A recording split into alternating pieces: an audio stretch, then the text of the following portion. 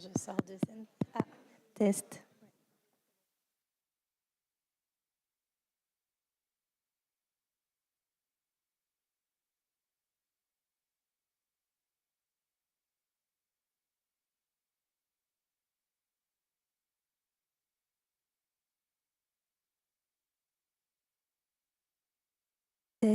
Test.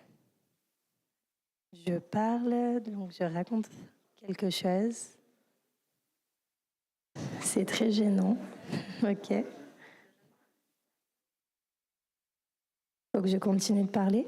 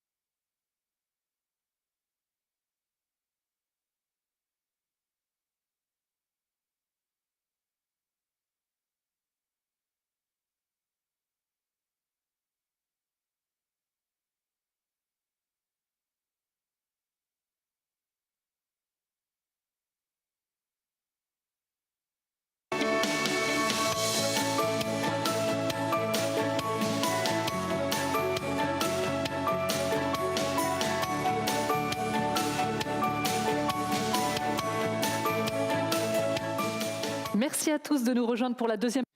Thank you very much for coming back for the second part of our conference on SMEs in the single market. This afternoon we're going to look at the environmental transition and financing for SMEs. To kick off, I'm going to take us live to Brussels, where we're going to hear from Anna Cavazzini, a Green MEP and chair of the IMCO committee. Anna Cavazzini, over to you. Bonjour. Cavazzini. Anna Cavazzini, you're going to talk about integration in the single market and the need to update the single market in order to drive the digital and green transition forward for SMEs. Over to you. Yeah, good afternoon from Brussels, and thank you very much for the invitation. I would have loved to be also in person, but our agenda and plenary votes and everything did not make it possible for me to travel. Nevertheless, thank you for the invitation and the opportunity to give my and also the Internal Markets Committee perspective on the questions you raised at the beginning. I think it is very exciting that SMEs gather from all over Europe, that the French presidency makes it possible to talk about actual challenges, but also, of course, opportunities when it comes to EU legislation.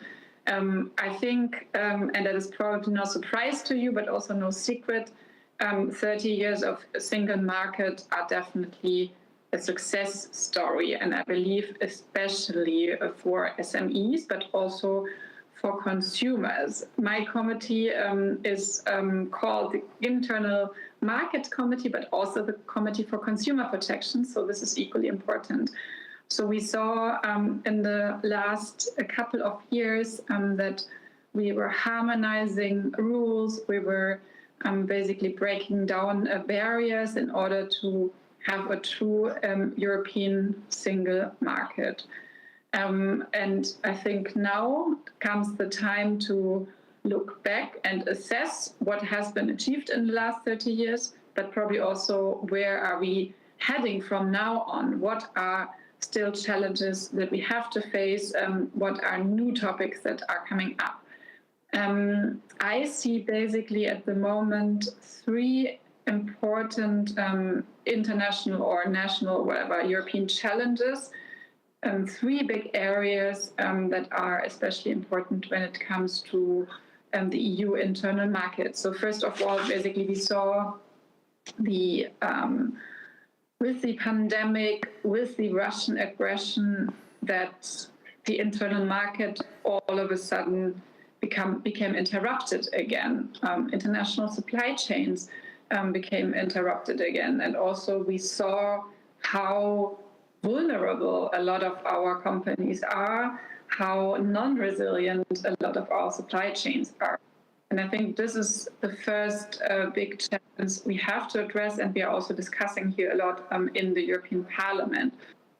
So we need legislation to make sustainable supply chains more sustainable, but also more resilient. For example, we have at the moment the CHIPS Act, the European CHIPS Act on our desks, trying to see which kind of strategic industries and production we absolutely need to have in Europe, and which are the areas where we need to be more independent of, for example, autocratic regimes.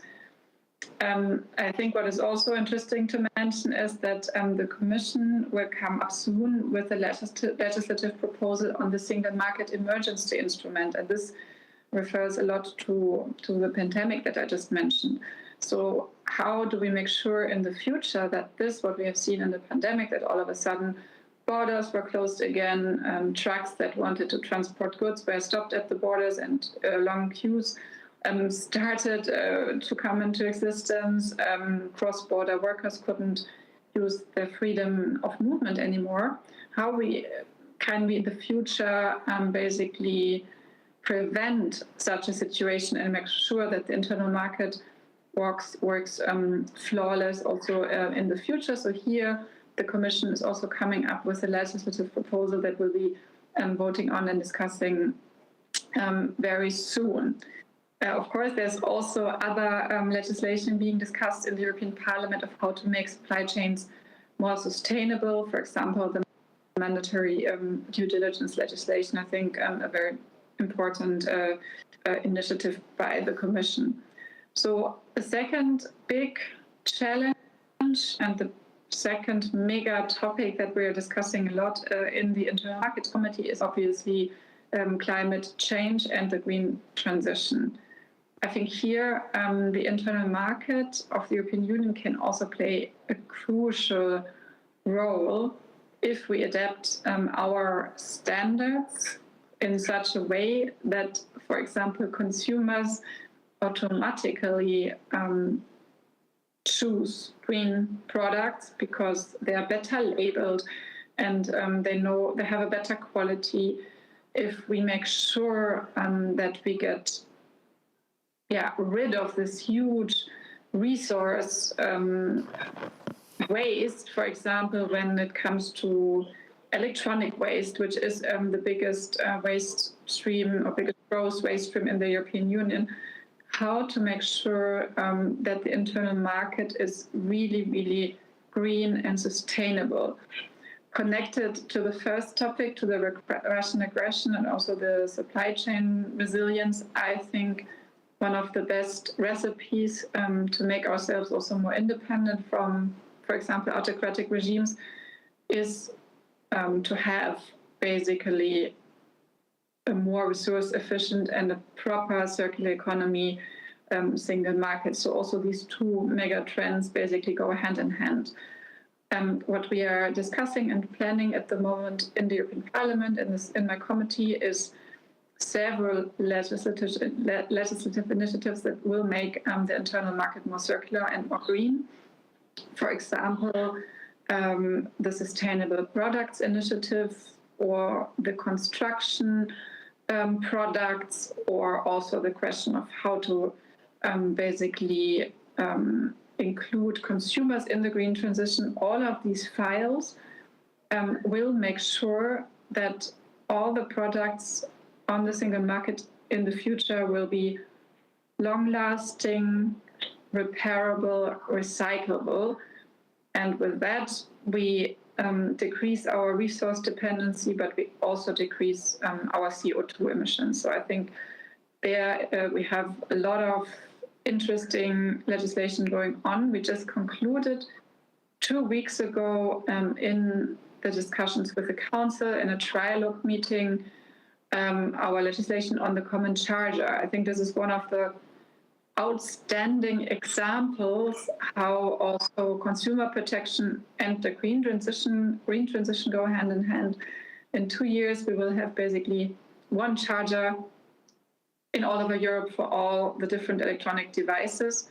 And I think with this, consumers will have less stress and less hassle, but also we will decrease our electronic waste mountain. The Commission will come up in autumn with the initiative on the right to repair. I think another good example where we can see how consumer protection and also greening the internal market go hand in hand. I think if we give all the consumers in the European Union the right to repair, we make sure that they choose longer lasting products, but that they also basically go back. I think we had it already several years ago, but they go back to a culture of repair in order, instead of just throwing away things all the time. So this is basically the second mega trend and the big challenge we're discussing at the moment, greening the internal market. The third one, and with this one I finish, is of course the digital transformation. And also that goes hand in hand with resource independence, but also the green transition. So basically, the digital transformation has a lot of chances also for SMEs, I believe. I think it is important that we really foster and stir the digital transformation from the European level, because having a properly functioning internal market, as I said at the beginning, is crucial for companies. In the past years, we saw a lot of fragmentation. We saw a lot of national initiatives that had the goal of regulating the digital sphere. I think it is important, and I'm very also proud that we managed in the European Parliament, of course, together with the French presidency, to find a deal on the two big legislative digital files this term, on the Digital Services Act and on the Digital Markets Act, that are making sure that we don't have a fragmentation of the internal market, but that we have common rules all over the European Union, also for SMEs, that make it very clear that we preserve the freedom of speech, but at the same time basically also enhance actions against hate speech and against harmful algorithms and a harmful business model that sometimes threatens our democracies. I think the Digital Services Act and the Digital Markets Act will also make it possible, and this was of course also the big goal, to have smaller companies flourish and basically persist in the competition with bigger, let's say, US companies, to make it sure that we also have a growing European digital business environment. And I think these two pieces of legislation make that sure that the internet doesn't just stay a Wild West, but that we have democratically chosen rules on how the internet, how the digital world should function. I think, and I finish with that, the EU internal market is, of course, as you know, the biggest internal market in the world. And I think it is so successful and also attractive because we have high standards in consumer protection and data protection, high digital standards, and this is new that we just voted on them, but also high, social and environmental standards. And of course, they need to be put in place in the right form. And that's why I'm also so happy that we have so much exchange with different companies in the legislative process, that we hear from them on very practical terms how our legislation will impact them, to make sure that we get all the legal framework in the right place. I want to thank you very much for inviting me to the conference, and I hope I could give you a good overview of what's at stake at the moment in the European Parliament, and I wish you a very good conference. Thank you, Anna Cavazzini. Merci beaucoup. Thank you very much. Now, we're going to continue looking at the environmental transition and energy dependency. That's the heading for the next round table. And I will call Mechthild Vostorfer, Fabrice Le Sachet, Romain Zima, Fanny Ruin, and Tim Brook to join me as a panel. Thank you.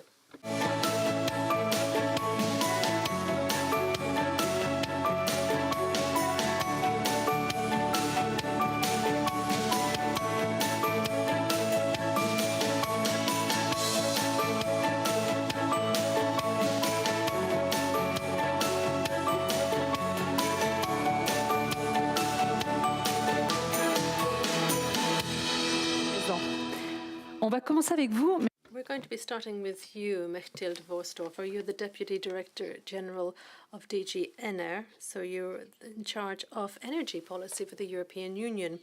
You're going to be addressing the Repower EU plan and the European Pact and proposals that come under the Fit for 55 package. We mentioned this morning with Thomas Corbyn. You're going to be coming back to look at those reforms and what they could actually bring for the single market. Bonjour ou bon après-midi. Merci pour l'introduction. Good afternoon, and thank you very much for the introduction. I'm delighted to be here in Paris to join you at this conference on the single market and SMEs. My background is very much part of the subject because I was the head of the SME unit during the past French presidency in 2008, when we talked about subjects such as financing SMEs, less, I suppose, on the green transition, but at the time we were looking at the Small Business Act and we wanted to do more for SMEs. So today that does actually bring me back to this very important subject. But today, when I talk about the energy transition, we're talking about it from at a very difficult juncture. We are going through two crises at present. The first is the price increases for an energy price increase, which we've been going through over the last year. I'll come back to that in a few moments. And then also the war in Ukraine has had an impact on security of supply in energy. And the third crisis, which is still with us, is the environmental crisis. The European Commission has actually responded on all of these points. I'm going to try and be brief and not going to go into the detail on all of this, but as you know, as has been mentioned, we implemented a communication called Repower EU, which is aimed, first of all, at encouraging the conservation of energy, preservation of energy. Secondly, diversifying our supply of energy, trying to break away from Russian gas, and thirdly, accelerated use of renewables and an accelerated move towards the energy transition. So why was this introduced on the 18th of May? This was, as I said, a response to the crisis that we're going through right now, but we added an extra communiqué on the energy prices. So there are a number of measures member states can undertake in the short term, and nearly all member states, including France, have implemented measures to help the more vulnerable consumers, but also industry and SMEs. And there are other measures that will be implemented in the medium and long term, which actually focus more on the energy market and to enable us to overcome these price increases, which are really historic and closely linked to the geopolitical situation, the war in Ukraine and the question of supply and demand in the gas market and Russia's role in all of that. Now, Repower EU, as I said, was implemented to enable us to reach ecological neutrality, and energy, of course, is a key element in this. And we are hoping by dealing with the energy market that we're going to be able to not just improve the environmental situation, but also to bring down the bills for the energy bills for consumers, for industry, and for SMEs. We've seen the price hikes in the recent months, and we've now got to do everything that we possibly can today in the short term to bring down our energy bills now, and in particular in the winter. So we're trying to reduce the temperature in our homes in the next winter. So we want to see more energy efficiency. We just suggested 9% for 2030 in the Fit for 55 package, and we want to actually increase this to 13% increase. And with the French presidency, we are in fact trying to develop the energy efficiency directive to try and get this message across, where we could suggest that we can do more given the present crisis that we are confronting. And as I said, in Repower EU, we are also seeing a massive increase in the use of renewables in the production of energy for industry, buildings, and transport. And this will enable us to become more independent. It will also take us closer to the green transition and enable us, hopefully, to bring down energy costs over time. Renewables are at present competitively priced, and France and other members of the European Union have decided to move forward with renewables. Repower EU has an objective of moving to 40% of renewables by 2030. Increasing this from 40% to 45% by 2030. This is a European objective, and as for the energy efficiency strategy, we're also working alongside the French presidency to make sure that the Renewables Directive can actually be adopted in the coming weeks and be accepted also by the European Parliament. A third objective within the Repower plan is to work more with international partners to try and diversify our energy sources. And we have had record imports of LPG and pipeline deliveries of pipeline gas that have come from countries other than Russia. A lot of effort has been made to work with Egypt, Norway, and the United States and other partners to diversify our sources of gas to ensure that industry and consumers have the gas that they need. In the medium and long term, we want to increase our use of renewables and nuclear in France and all the low-carbon technology that we have. But in this period of transition, we're trying to diversify our sources of gas and our supplies of gas. In order to speed up the green transition and in order to reduce our dependency on fossil fuels coming from Russia, we have trying to push for carbon neutrality by 2050. That is still our objective, and that's going to provide a certain amount of energy security to the EU over the long term. So that means that despite the crisis that we're going through, we are still keeping our medium and long-term strategy, which is to try and combat climate change and achieve carbon neutrality by 2050. In Repower as well, we mention other initiatives which are extremely important and which are significant for European SMEs. And in particular, we want to develop photovoltaics, we want to develop heat pumps, and we want to simplify and accelerate the projects for providing authorizations, which can sometimes be a barrier to the construction of wind farms, for example. And we also want to see the hydrogen sector developed. We talk a lot about hydrogen as a way of decarbonizing the sector. Also, within Repower, we talk about developing biofuels, biomethane. During our discussion round, I believe we'll be talking about this in more detail.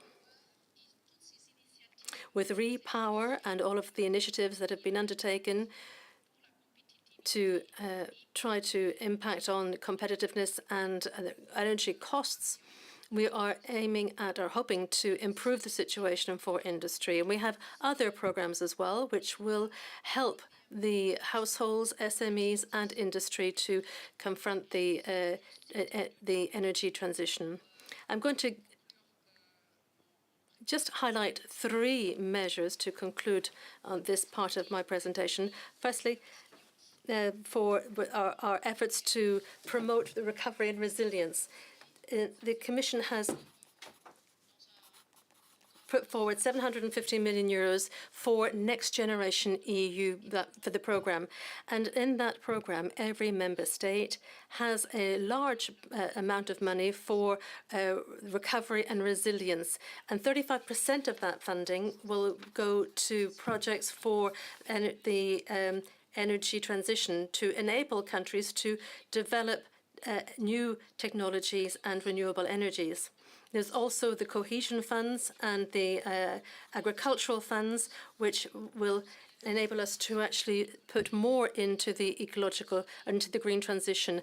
And this is also highlighted in the Repower program. Indeed, SMEs are actually very important in this transition. I've mentioned solar power, wind farms, hydrogen power, heat pumps, renovations in the construction sector or the housing sector. These are so many opportunities for industry and SMEs in particular. We will be working together on the photovoltaic industry.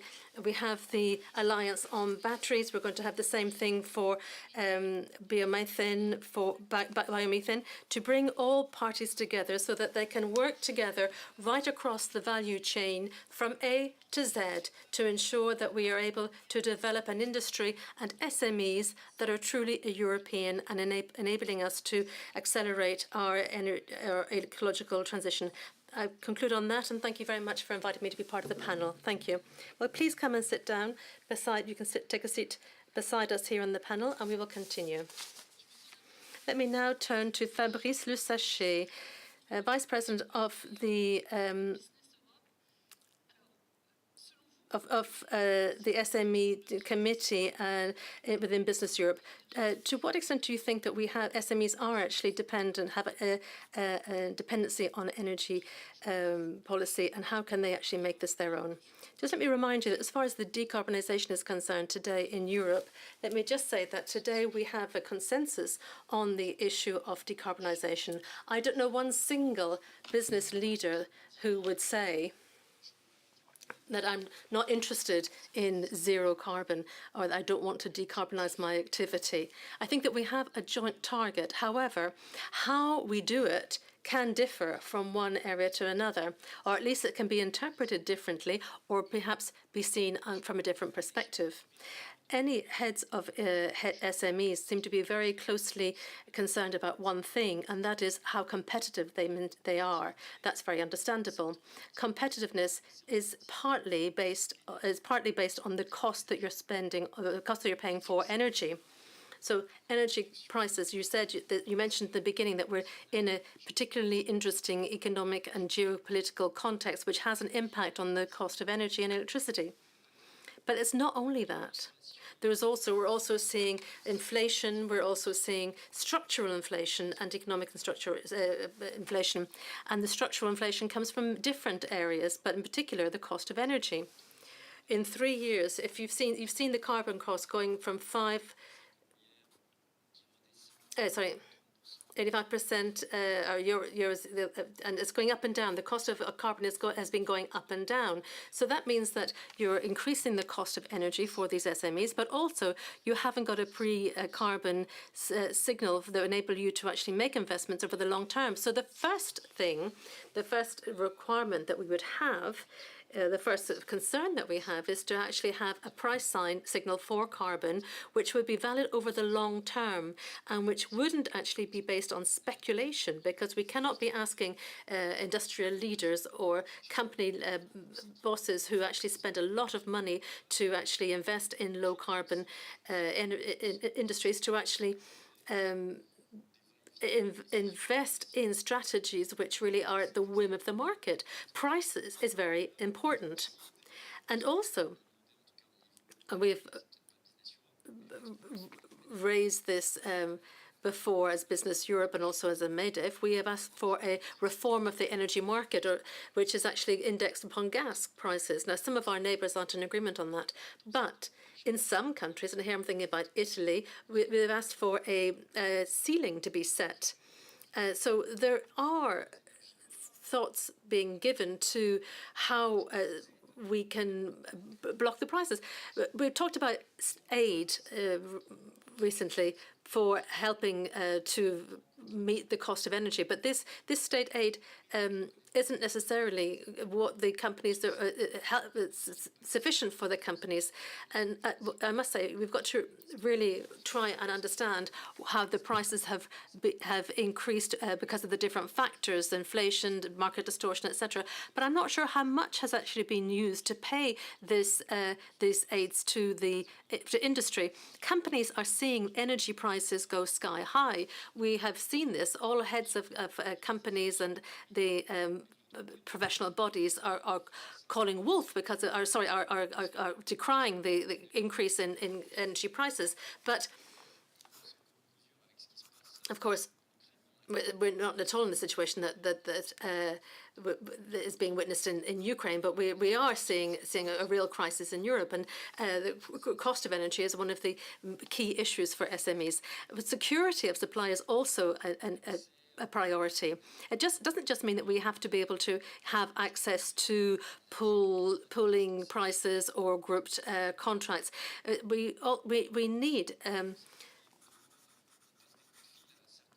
need to be able to actually have access to energy. Sometimes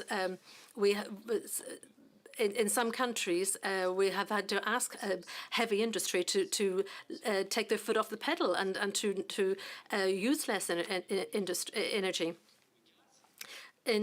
We've seen also for gas, for example, I know that my country has actually decided to stay in nuclear, stay in the nuclear industry and to reinvest in nuclear. But all of the material that we have, you know that in France we had the Varin report on strategic infrastructure. When you actually carry out the decarbonisation of industry, and I'll conclude on this, when you actually are trying to decarbonise, there is a real request to get rid of thermic motors in Europe and to move to electricity.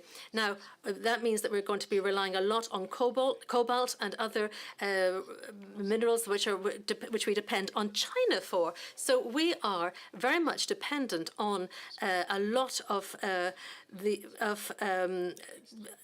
Asian countries for the elements that we need for our batteries. Now, in third countries in the past, we had positions there, but there's now real precarity in achieving in purchasing these elements, and it's a real danger for our industries. We can see that there could well be some type of energy blackmailing and could lead to a real economic war. So we've got to properly identify the strategic materials that we're going to need in the future. And if possible, we need to ensure that, I'm not going to say it's sovereignty, but we need to be able to have a partnership, a diversified partnership with other countries, like we did with gas. And gas, about a third of our gas, I don't remember it correctly, but I think a third came from Russia, a third from Norway, a third from Algeria. We tried to diversify, and that was important. And my last point, and I think this is important as well, and to say this as a Frenchman to an European audience is perhaps of interest, but the energy transition, the green transition, if it's based on decarbonisation. I think that's, if it's an ideological battle, that is a problem, because the aim should be more efficiency, and given the urgency that we're facing today. And efficiency should mean that we don't have to choose technology. It should be the private sector that takes the risk, but we should make sure that there is actually research and development, and then we can scale this up. We should be able to then provide aid for various different technologies, and then we should let things take their course, and we'll see which is the most effective technology. The ideology, which is really anti-nuclear, this anti-nuclear campaign is, I think, an error today. And I think a number of business leaders today in France, in particular, don't want to be giving any lessons on energy transition to their neighbours, but they would like to be able to carry out this transition correctly. And don't forget, we're also talking about employment. We're talking about jobs, industrial jobs in Europe. We have got to make sure that we respect the realities of the labour market. Our German friends have made a different choice, and perhaps they'll have to pay for this over the long term. But we're not there to judge them. But I think if we're focusing only on decarbonisation, and let's take the last 30 days, for example, the CO2 emissions from the French electricity market is a lot lower. And so you've got to actually look and see what your priorities are. If we are talking about climate, then let's stick to that. Thank you.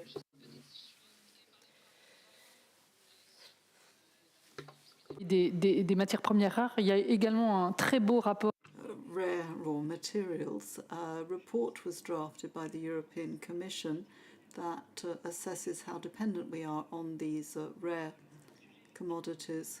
It's a subject of utmost interest to us all. I'm now going to turn to Roman Zimmer, who's the PDG of Respirant, which made masks. You've developed a new technology, and the single market gives you an opportunity to develop further this technology.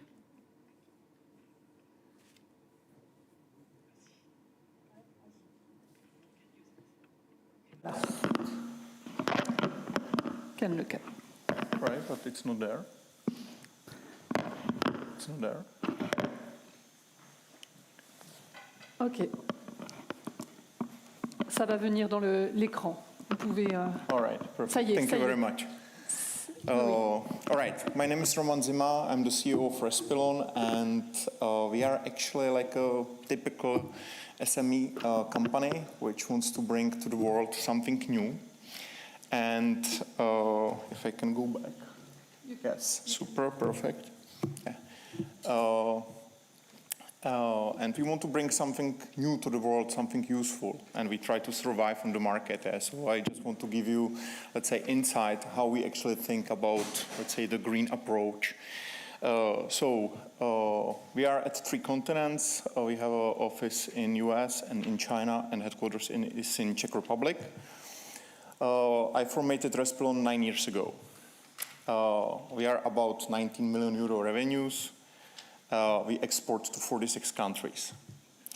And our mission is to help, because we do nanofibers, our mission is to help, through nanofibers, help other people live better and healthier lives. We have also, even if we are a small SME, we have very strong corporate social responsibility activities, because our mission is to help. We want to help through nanofibers. This is our moment of fame, where we had the main article in Forbes in 2020. But generally, what are the nanofibers? Nanofibers are very tiny fibers, which are 1,000 times thinner than human hair. And the fiber is, of course, not visible by naked eye. But with the technology that Czech Republic gave to the world in 2002, we actually make membranes, some kind of filters that we try to implement into different type of products. For example, we have clothing membranes. There is a global leader on the market which rules 60% of the market in the water-breathable textile. Thanks to European Union, this solution, which is quite not sustainable because it uses a lot of fluor, will be limited and restricted to some in 2024. There will be some restrictions concerning this material. And because our solution is actually fluor-free, we have now, because before it was very difficult to penetrate the market, so now, thanks to European Union, we have actually possibility to penetrate the market with our sustainable solution. We use this material also in shoes, because it's hard permeable. We make, for example, coveralls. This was actually our main product and flagship product before COVID, because this is window screen which filters everything, all pollution which comes from outside to inside through windows. So we have a window filter, and this product was quite successful in Asia because of air pollution. So we are helping people to protect the pollution that is generated by factories and by traffic. And respiratory protection. We actually generate, we have a product which is a unique respirator which has self-sterilizing effect. That means it cleans itself from all the germs, bacteria, and viruses. And that was actually during the COVID our main product, which helps us a lot in other side. But of course, it's time to go forward. We have actually came up with new product, which is again something like an air purifier, because if you stick our filter into AC, you turn it into air purifier. Again, but what's next? And this is actually quite interesting because we want to go from, let's say, heavy industry to beauty segment. What we want to solve is skin aging. With the face mask? No. If you have a look at the scientific way of understanding what the skin, how the skin behaves, is that it loses collagen and during the age. But we want to ship it back. So that means that we want to improve the collagen in the human skin. How we want to do it? With encapsulated nanofibers. This is absolutely brand new innovation to the market. First, nanofibers generally they have 15,000 times larger contact area with the skin. If you have a look at the let's say ordinary masks, you can see that they cannot, let's say, copy exactly the structure of the human skin. The nanofibers are very tiny fibers, and they actually copy the skin by 99.9%. But we are not, say, only company with those nanofibers in cosmetic industry. So what is actually unique on this technology is that it's,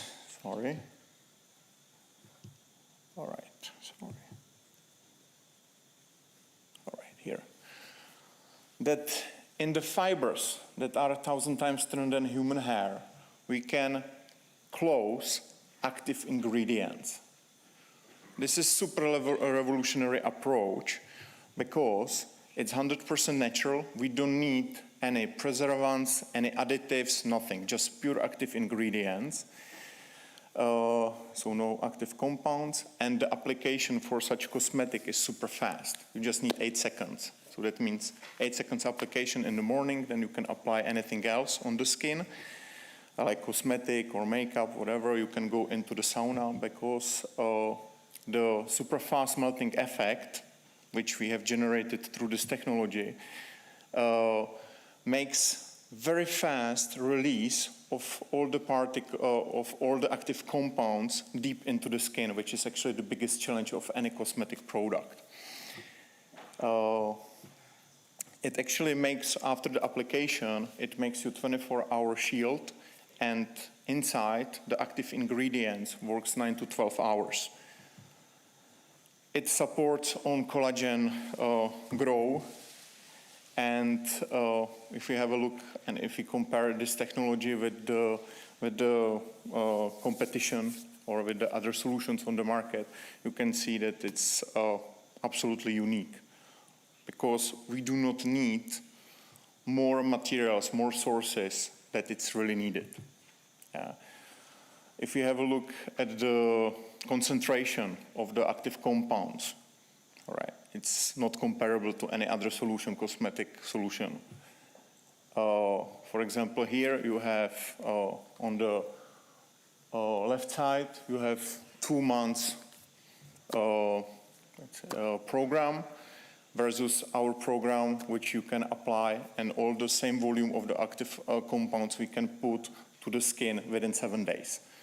That usually takes 2 months, we can do it within 7 days. We have actually generated like a full program with a different kind of active ingredients, and through this we can reach like a Botox-like effect without invasive applications. We have 3 pillars that all the mask contains: only Pululan for protection that makes the shield, hydration with collagen, and stevia for the Botox effect, Botox-like effect. So natural Botox-like effect is the result. After 7 days, you can see the first result. We have it scientifically proved. And this product, why it is so interesting? Because it's waterless. We don't use any water.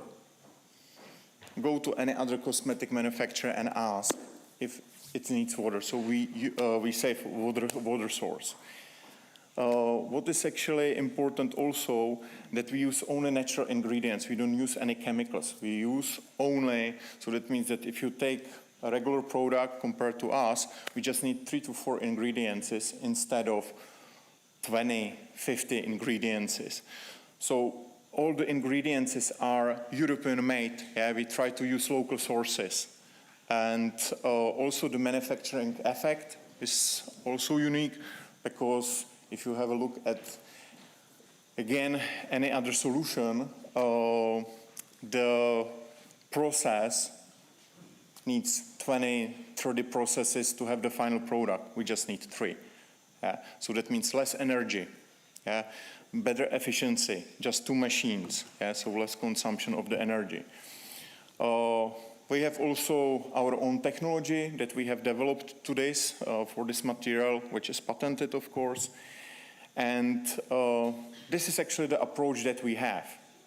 So as a small company on the market, we really try to do something, we can call it like a drop in the ocean. So we need more companies thinking like that. So this is our approach. Merci beaucoup. Merci. Thank you very much. Thank you, Roman Zimmer. You'll be giving us your address. It may be of interest to some of the ladies here. Fanny Ruin, you're the first Vice President of CCI France, a member of Eurochambers. You feel that the environment has to be seen as an opportunity and not an obstacle. As Fabrice Le Sachet was saying, I think we're all fans of Respilon, yes.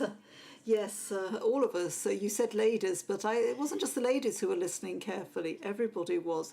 For a long time, there's been a talk of the environmental transition as though it was a constraint and a threat to companies and to the economy. No, I think we should see it as an opportunity. You said this. And there's been some accelerating factors, because every time there's a crisis, we have to reinvent our economy. We saw it with the health crisis, the economic crisis, the energy crisis. There are constraints, of course, but I would much rather talk about savings and opportunities. And some sectors have got a head start. One in particular that has learnt its lessons well, and that's the hospitality sector.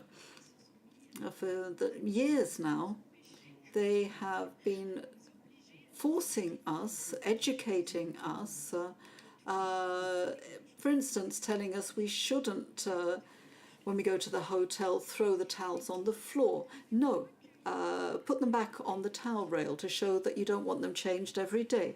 There's an awareness there, an awareness campaign organised by the hotels, but it's also considerable savings. CCI France did a survey of the vision of the EU between now and 2030. What we see is that SMEs, companies generally, consider that the environmental transition and the EU Vision 2030 are top of their list. There's an awareness, there's a real awareness, as you were saying. It's not an issue anymore, in particular amongst SMEs, even if there are no obligations always at the moment. They have expectations of public authorities, financial support, yes, but not only financial support. They need more generally flanking measures. With the Chamber of Commerce, you were talking about working together. Yes, we work together with ADEME, the Energy Agency, and public authorities generally, and France Relance, which is funded to the tune of 40% by European funds. The French presidency has done an amazing job, really. Huge advances have been made in this area. Well, why do we need flanking measures? Why do companies need support? They're 25% more likely to survive long term. We have informed hundreds of thousands of firms about the environmental transition. We're helping 15,000 of them, and we've got 200 councillors who are specialised in the environmental transition. This right the way across France. If we want to get in touch with SMEs, we have to go out into all of the regions. That's vital. A few examples. I talked about towels in hotels, but we worked with a caterer who owned a restaurant. If you invest in machines to peeling fruit and vegetables, you're going to make savings, for instance, and you can make a better, higher margin. If you're an SME, you need a higher margin. We help them with decarbonisation, help them in the purchasing of machines that consume less energy and emit less CO2. Thank goodness that there are support. We've worked with companies that are going to be investing in photovoltaic energy supplies for schools. The company that works with wood waste to make pencils and things, for instance. Or just some examples here. Or a company that reuses oil, food oil, for other purposes. We're really trying to help the building sector as well. I've talked about solar panels, insulation. Lots of very concrete examples. There's a huge potential for development brought about by the environmental transition. This is what counts for companies, and collective work done with the CCIs, emergence of new sectors, methane, short circuits, local circuits, upcycling, recycling, upcycling in textiles, energy efficiency, and all of this creates jobs. What's important is to have more and more local initiatives, to support these local initiatives, and make the most of this in reporting back on good practice at European level. What we need to do is to make sure that good practice feeds through at national level, at European level, and we all work together. And if we do that, we're bound to succeed. Thank you, Fanny, and thank you for your enthusiasm. Tim Brooks, you're the Head of Division for Enterprise at the Swedish Agency for Economic and Regional Growth. SMEs are at the forefront of greening in the north of Sweden, Northvolt, for instance, the battery factory. How do SMEs cope with the challenges of the environmental transition and energy dependency? Thank you very much. Yes, in the north of Sweden, there's a huge green transition going on, and it's not just of importance to the north of Sweden or Sweden, it's of European importance, because there are huge investments going into the production of fossil-free production of steel and the battery production, which will be vital parts of the greening of Europe. And it's an important, huge investments going into both existing businesses, existing mining and steel production businesses in the area, but also new startups like Northvolt. When we first started working with Northvolt, it was a very small company. Now it's a major global player on the battery market. And H2 Green Steel, which is also a startup in the steel production industry. The north of Sweden is an area with a lot of raw materials and traditionally has had a lot of production around raw materials, mining, forestry and hydroelectricity. Going forward, some of these raw materials and access, especially energy and mining, are vital for the future of greening. And it is access to the hydroelectricity in the area, renewable energy source, which makes it attractive to invest in these in battery production and new green steel production. These businesses, the major businesses that you mentioned, Northvolt, SSAB, and H2 Green Steel, a lot of investment is going from Europe, from Sweden, into these businesses. The European Just Transition Fund, the structural funds are going into these, and structural funds has historically provided an environment to create an opportunity in these regions to take these businesses going forward. They're expected to be created, conservative figures say that 60,000 direct or indirect jobs are going to be created with these investments in these two northernmost regions in Sweden, very sparsely populated areas.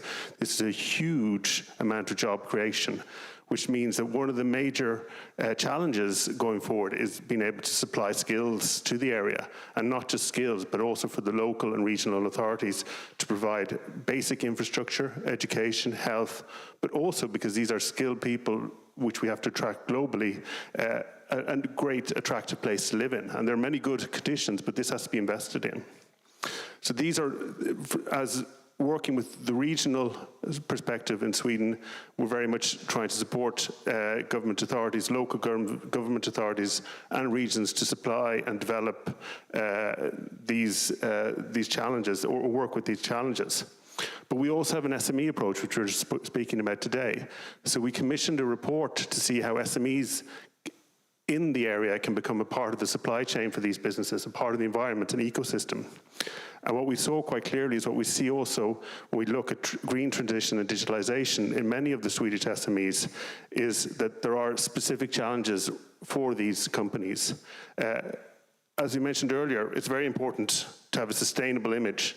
So to be a supplier to Northvolt or to these new steel businesses, you also have to be sustainable. Northvolt has to show that their supply chain is sustainable. So if you're a small business, you have to show this. But small businesses, especially in Sweden, I think in a lot of other areas, mightn't have the capacity within themselves to redevelop their product in a sustainable way. So you need specific tailor-made measures for small businesses in order to become sustainable and in order to understand what sustainability means. In Sweden, SMEs are the backbone of the Swedish economy, but they're very small. In Europe, we talk about 250 people. In Sweden, they're often under 10, 20 people. Even major suppliers to the big industry are very small businesses. They don't have their own sustainability officers. They don't have that. So we have to work very much in developing the skills and the capacity for small businesses to produce a sustainable product, to become a part of the supply chains for the businesses. This is important for the region, but it's also important for the major businesses that are doing the investments. And then, of course, issues that I mentioned earlier, like attracting skills, the local infrastructure, education. Also, we mentioned earlier, the various permits that have to have. These are challenges for the major businesses, but they're even harder challenges for SMEs. So we have to work really hard to get them on board. Because if we are going to have a green transition, if it's going to be successful, the whole system has to work together. So that's the sort of message I'm bringing, that there's lots of opportunities, but we have to work with the challenges as well, and specifically the challenges for SMEs in order to have this a really sustainable, good green transition going forward. Merci beaucoup, Tim Brooks. Thank you very much. Mechtil Versdorfer, a moment ago you were saying that the Commission is making energy primes priority. And Fanny Ruin has said SMEs participate, but how can they be more involved in the energy transition? Well, thank you very much. And thank you to the other speakers. It was very interesting to listen to what you had to say. I think there's one thing that's particularly important. A crisis like the one we're in at the moment brings with it opportunity. There are some sectors that are going to grow. There's a pressure and a desire to move ahead with decarbonisation in industry, across the economy, in the construction sector, and what have you. So this is an opportunity for all businesses and SMEs in particular. Now, construction is a perfect example. The renovation of buildings, for example. 40% of our energy is consumed by buildings. If we insulate, then we will save an awful lot of energy, reduce people's bills. In the construction sector, there are proportionally a higher number of SMEs than in other sectors. I think it's 98% of the construction industry who are very small businesses, so less than 10 employees. If we have a renovation wave, which is what we're promoting in the Commission, or other similar measures, then that will really offer an opportunity to SMEs, for example, in insulating buildings or what have you. The other example is diversification, so that we don't heat with gas or oil-based fuels. We want to promote other heat sources, heat pumps. There are others, of course, but we need people who can install these installations, and that's a barrier to doing more at the moment. The people who can install these know how to do it for oil-based or gas-based heating systems, but they need to be retrained now. So states and governments have to work together with the ministries for education and the sector to open up this opportunity. Small, very small and bigger companies all have something to gain from this transition. Fanny Ruin, it's an opportunity, yes, but do businesses have the necessary skills? We heard the example of heat pumps a moment ago. But do we have the skills or the capacity to deal with these small businesses? Hold on, try this microphone. Yes, well, I think there is a skills gap at the moment, but that goes for all EU countries. Particularly, there's a skills gap in the new sectors. Now, you talked about the construction sector, and there is work to do there.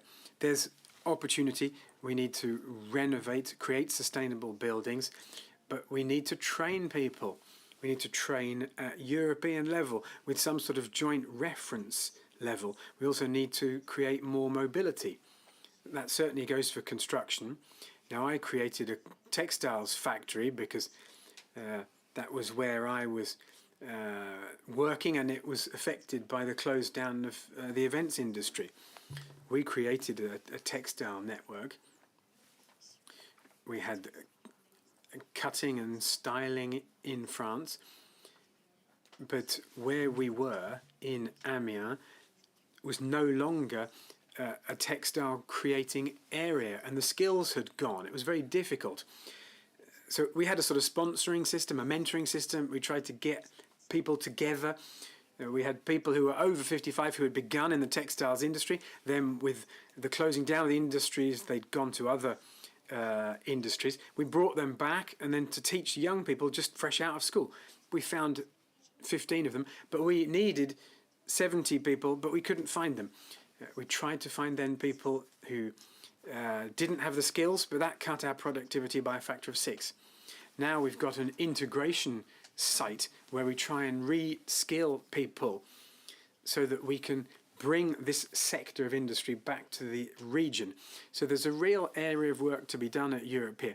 We need mobility, we need common standards, and we need to see what the skills focuses are in each country. Yes, we talked about seconded workers this morning. That's really key. Fabrice Lesséché, on skills. Je pense que là aussi, il y a consensus, hein, quels que soient les secteurs. Yes, it doesn't matter what country you're in, what sector you're in.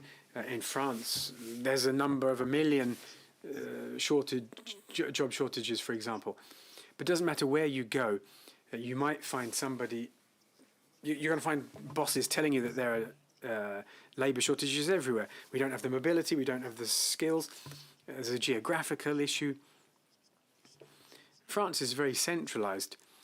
We're trying to regionalise with small capitals, and they draw in skills. But when it comes to the knowledge-based economy, you've got university centres, infrastructure. Over the last 20 years, 3/4 of the jobs are to be found in 20 conurbations, and accommodations, housing is expensive there. So somebody's going to lose purchasing power because they're spending a lot of money on their accommodation, and that's an issue. Again, 80% of people use a car to get to work. So going just 10 kilometers to work, they're losing money. In Germany, Austria, and Switzerland, and in the Nordic countries, they have apprenticeships and part-time apprenticeship and study, combined studies. That's something that we could push a little bit more. So skills is a really big area of work. Let me just come back to decarbonisation.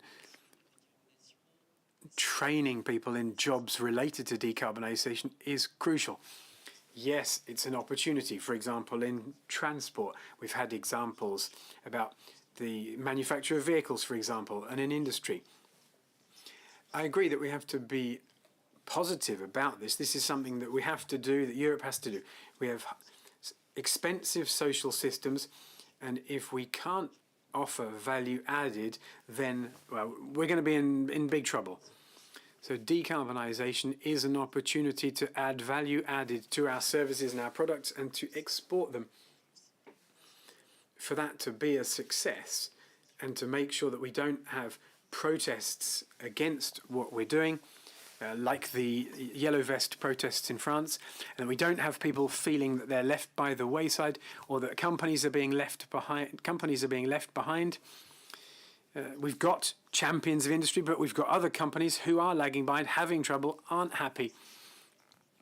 So let's not be naive about decarbonisation either. Decarbonisation means making higher demands of businesses. It's setting a course, if you like.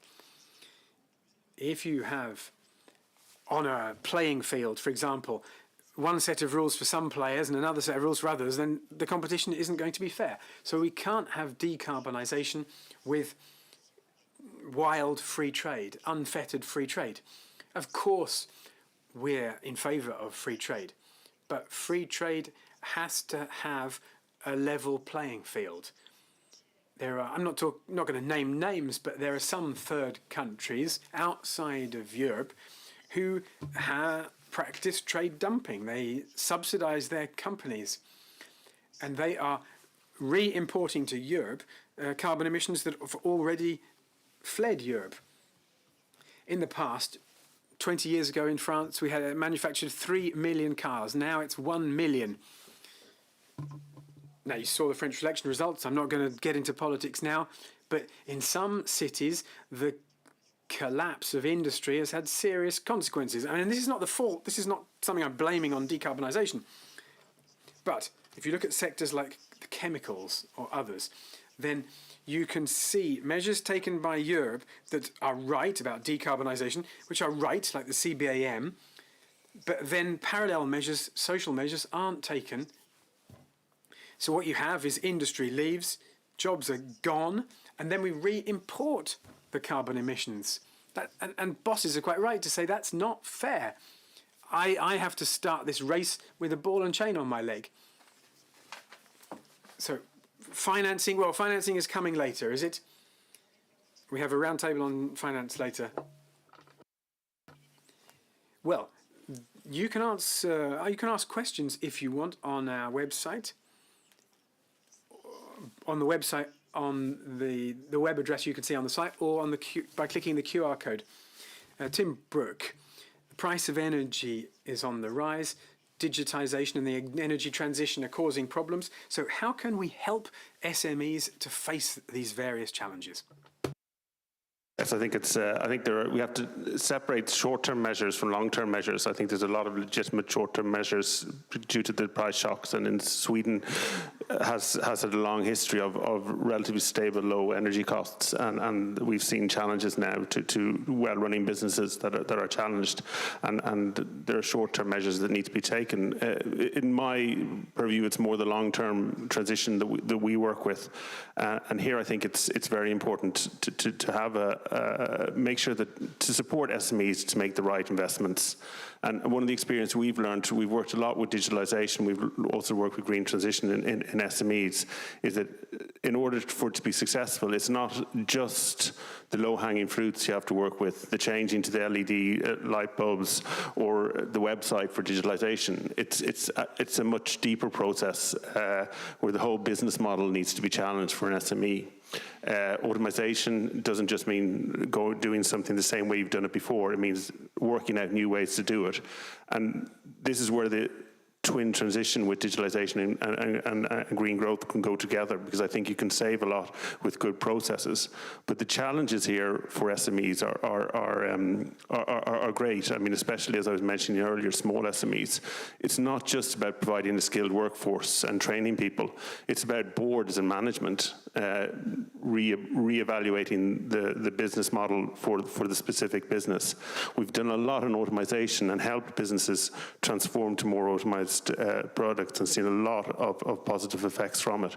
But one of the take-homes we have is that we actually have to support at the business level and have tools that are relevant for just that specific small business. The general approach doesn't always help all businesses, especially businesses that can't afford their own sustainability officers, their own innovation offices, which many larger companies have.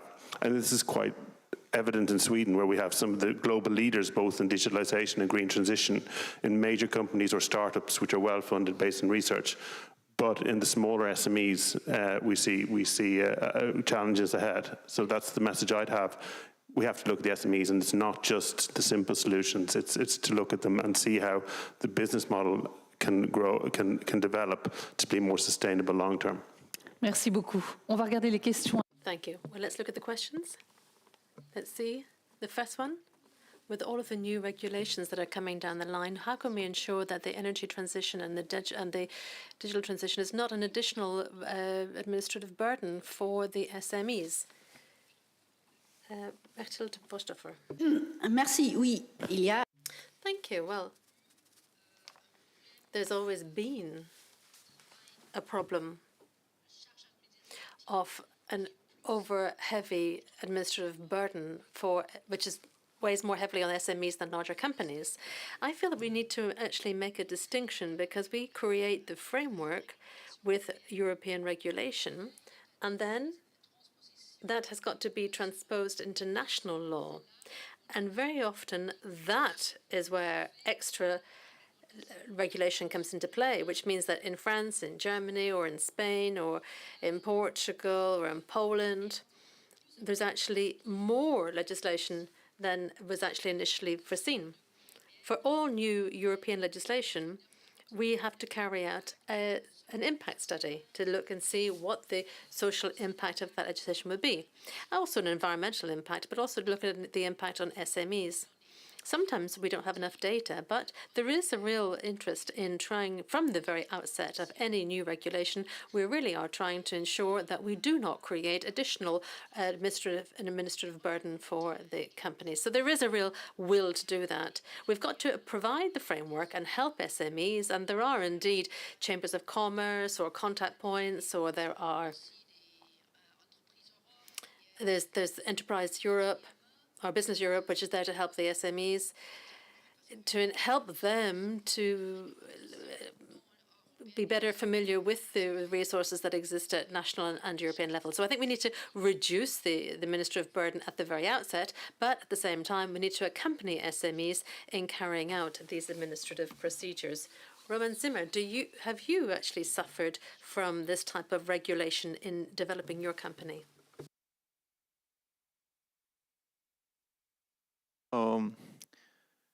There are several angles that you can have a look at it. And I have to say that the problem that we are all the time facing, and we see it on the market, is competition which is not authentic. Yeah. You know, to be green is actually a mark that everybody wants to have on its own product, because then everybody believes that he can generate better sales. I think that this is actually something that should be more regulated, because it's fake. And I will talk just...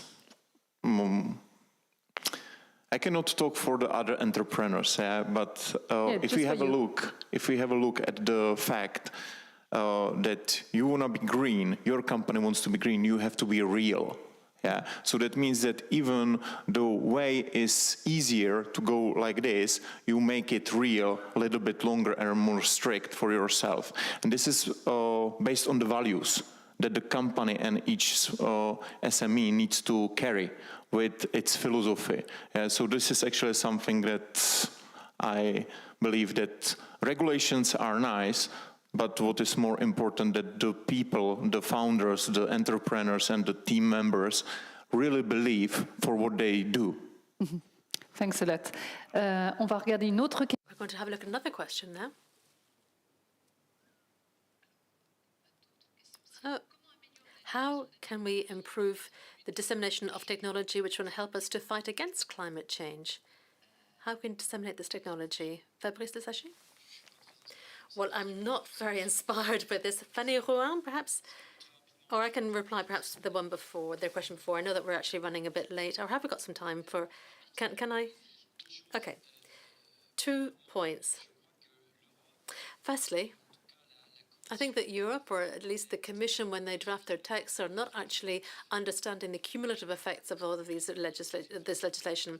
Efforts have been made because there is indeed an agenda to try to rationalize the legal texts that are being established. That wasn't the case a few years ago, so things are going in the right direction. So I'm not trying to be too critical, but there is a huge amount of information, the taxonomy, there's those compliance rules, reporting rules, financial rules. So for an SME to actually be taking all this on board and trying to understand that, even though we need it, is what structures our standards and that makes us leaders, we need that.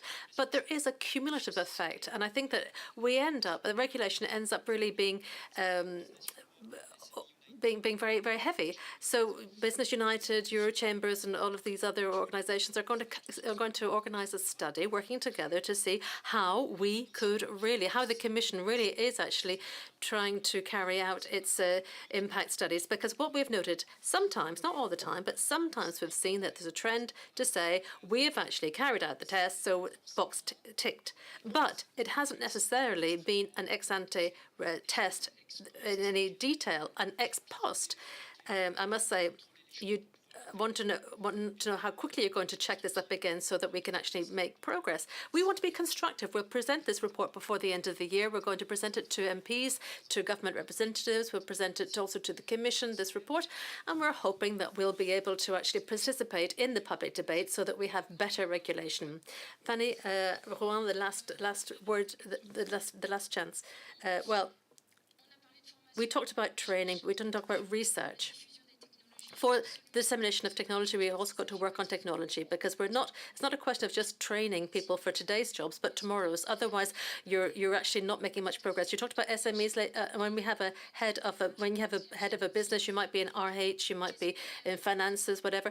But what does an SME need? SME needs security, they need flexibility, and they need simplification. So really, we must actually think about that. We must work together on these terms. And we need to be also singing from the same hymn sheet. I think that's what part of a single market is. Thank you all very much, and thank you for all of your contributions. À présent, on va s'intéresser à la. So now we're going to be looking at public procurement as a lever for the development of European SMEs. I'd ask Stéphane de la Rosa to come to the fore.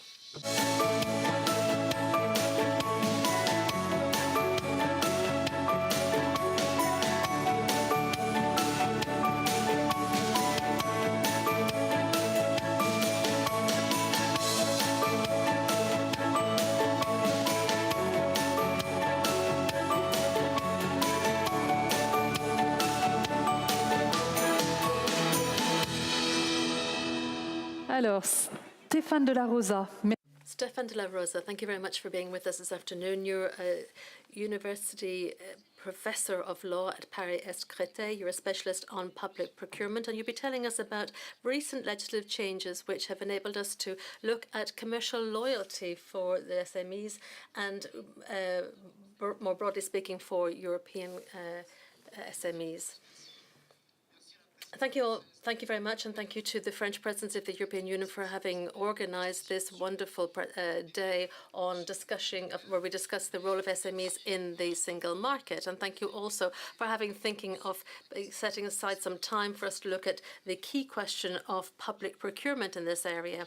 I will be speaking to you about that this afternoon. Just to get started on this issue, I just wanted to remind you of how important public procurement is. Public markets and concessions are in the overall single market.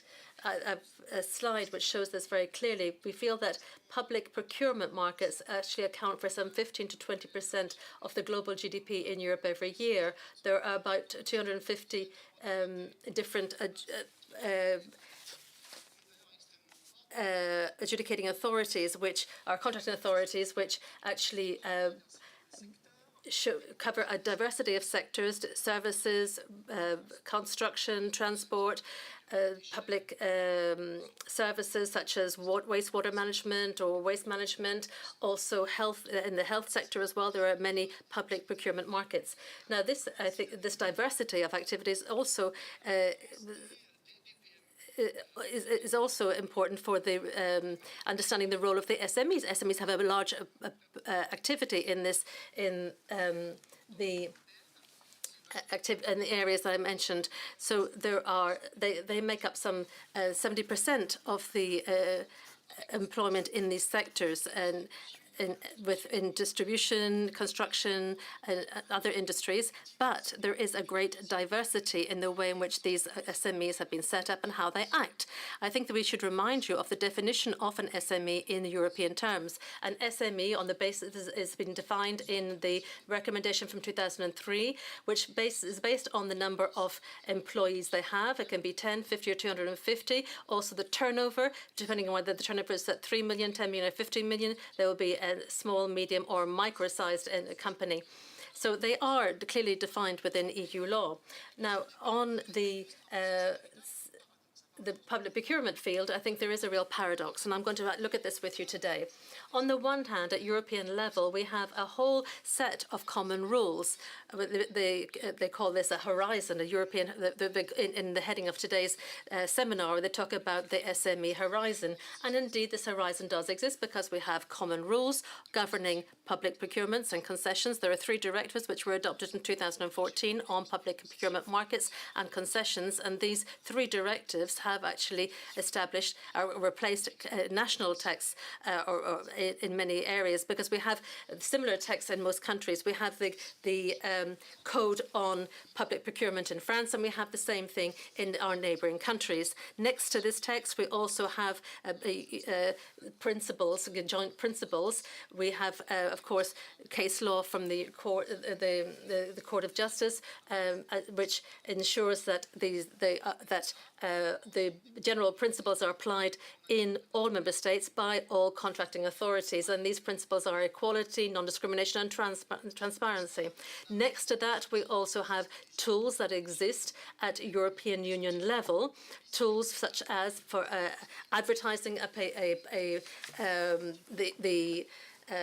tender. For example, we have in Europe, we have the TED, the Tenders Electronic Daily Platform, which actually advertises any public procurement contracts that are being offered. We also have more technical tools.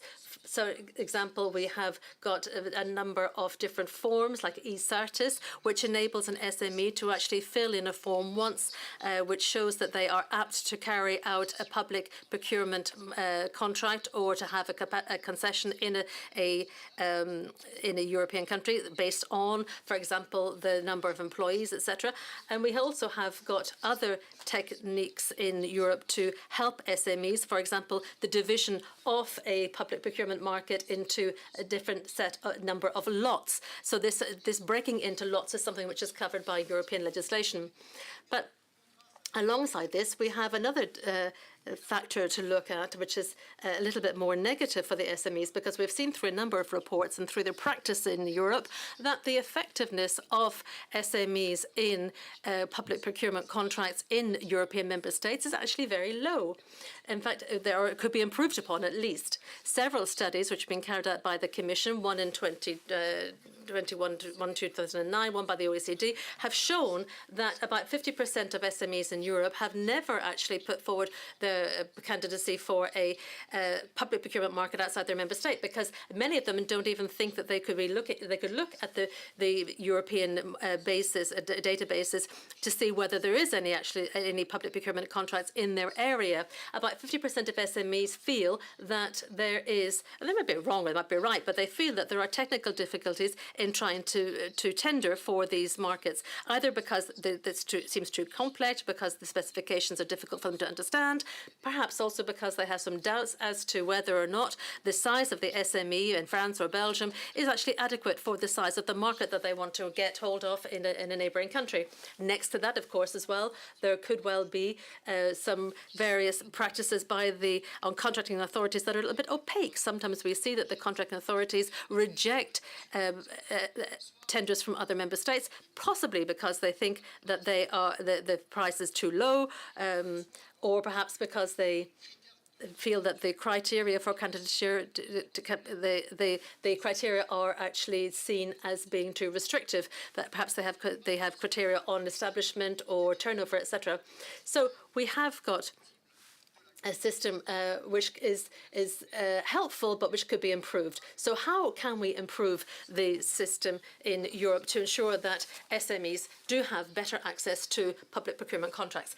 In my view, there are two levers for this. One has already actually been looked at by the French presidency, and that is what we call the external lever for SMEs working in third countries. And we talked about this a little while ago in the previous roundtable. There is a difficulty concerning loyalty and reciprocity vis-à-vis third countries in the Union as far as public procurement contracts are concerned. The Commission has reminded us about this in a report in 2019, where they said that in a number of third countries, USA, Canada, and some parts of Latin America, in Turkey as well, China, India.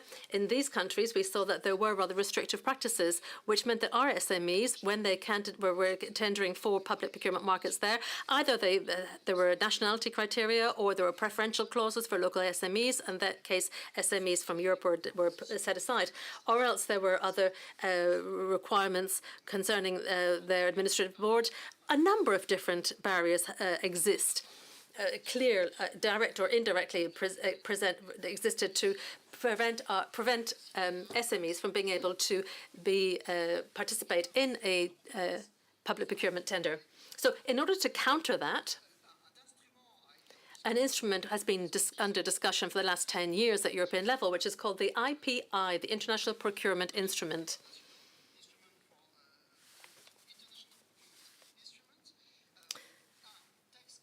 This text has undergone lengthy discussion. The first proposal came out in 2012.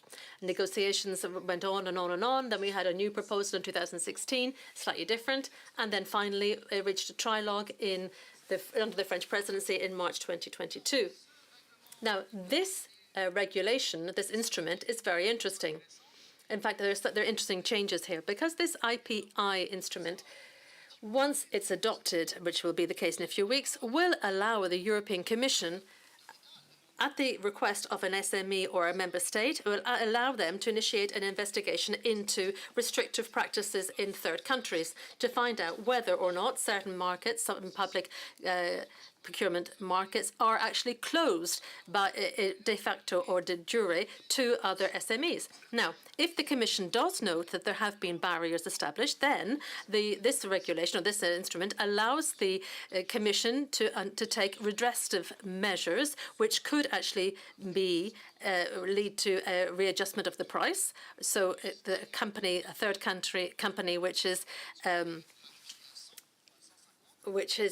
been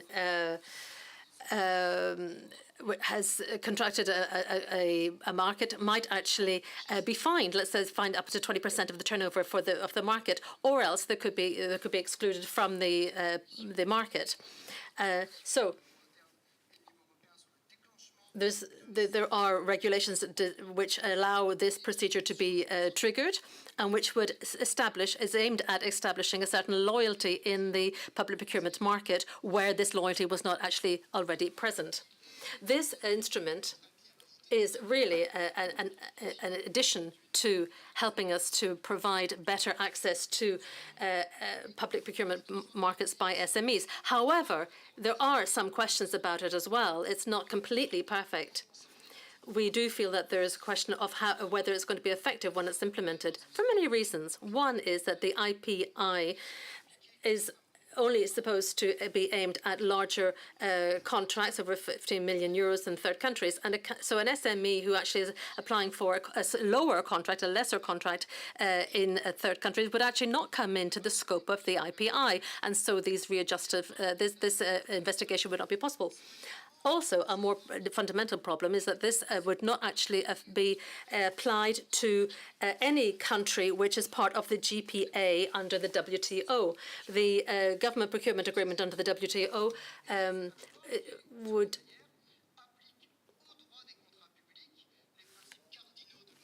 would be excluded from the IPI. So it would only be applicable to countries that are not party to that. Should there be a bilateral agreement, however, which includes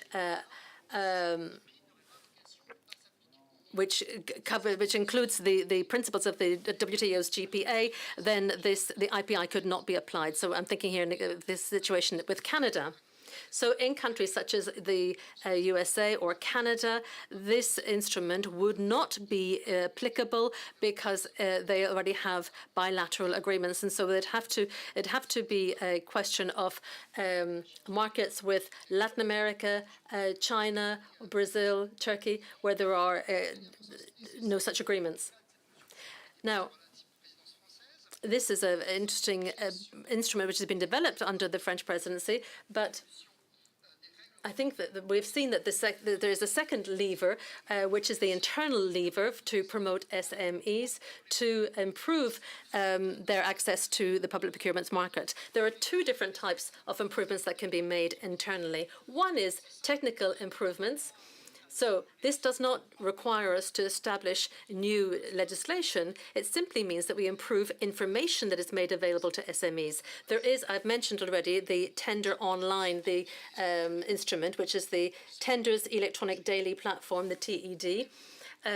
This is available piloted by a code system using the CPV codes, and anyone who wants to tender for construction contracts or plumbing contracts or transport contracts, these are all on this platform. However, that could be improved upon to be more accessible to SMEs so that offers or tenders in a particular area are more clearly identifiable for the SMEs. So that they are able to focus on public procurement markets or concessions, depending on what they're interested in, because there are different types of activities. So this is a technical improvement that could be envisaged. Second improvement that could be considered is to provide more support for purchasers in defining their specifications. A lot of SMEs work in innovative sectors, agri-food, we heard about health, data, cloud, and the like. So these SMEs can hope to apply for public tenders, but that means that the adjudicating authorities, the purchasers, when drafting their specs, specify very clearly their needs, the type of products, the type of innovation that corresponds to the creative value added that SMEs can provide. And there, I think we need to help purchasers in defining and writing out the tenders. So these are technical improvements, but there are more underlying improvements over the longer term that could be considered when talking about European public procurement. At least I am putting them to you for consideration. I can identify 4 of these longer-term improvements. Perhaps we should think about the systems of favours. There are areas in public procurement, but by law you can favour European firms. This is the case in networks and utilities.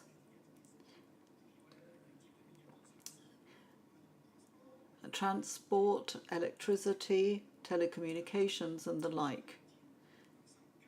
The Directive 85 and in France the Code of Public Procurement specify that for such utilities or networks you can give preference to European firms rather than third country firms if most of the bids come from third countries.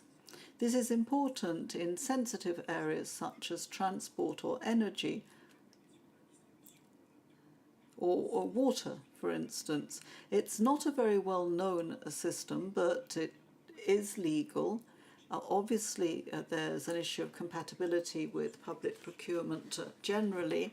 Possibly it could be extended to other forms of public procurement. For the time being, it's just this area, but it could perhaps be extended. Another point that we should consider perhaps is recognition of, in case law, of the significance of SMEs. It has to be understood that a lot of public procurement draws on the case law of the European Court. There are about 40-50 decisions taken by the court every year on public procurement. And adjudicating authorities can specify rules relating to subcontracting, for instance, to help SMEs to be able to bid. So it can be said that the contract will be given to an operator, but the operator must undertake to subcontract with a certain number of SMEs so that you have diversity, and SMEs can intervene as subcontractors. There can be recognition of an objective or an overriding reason to give preference to SMEs. There is case law of the European Court that could be developed in that sense. It could be consolidated over the future years. Perhaps it can be considered as a matter of principle and for an overriding reason that SMEs should be encouraged to bid and should be given some kind of preference. In other words, they should be taken into account specifically as a specific group of firms. And then another point to be considered relates to the principles themselves. The Climate and Resilience Law of August 2021 led to a rewriting of the Code on Public Procurement.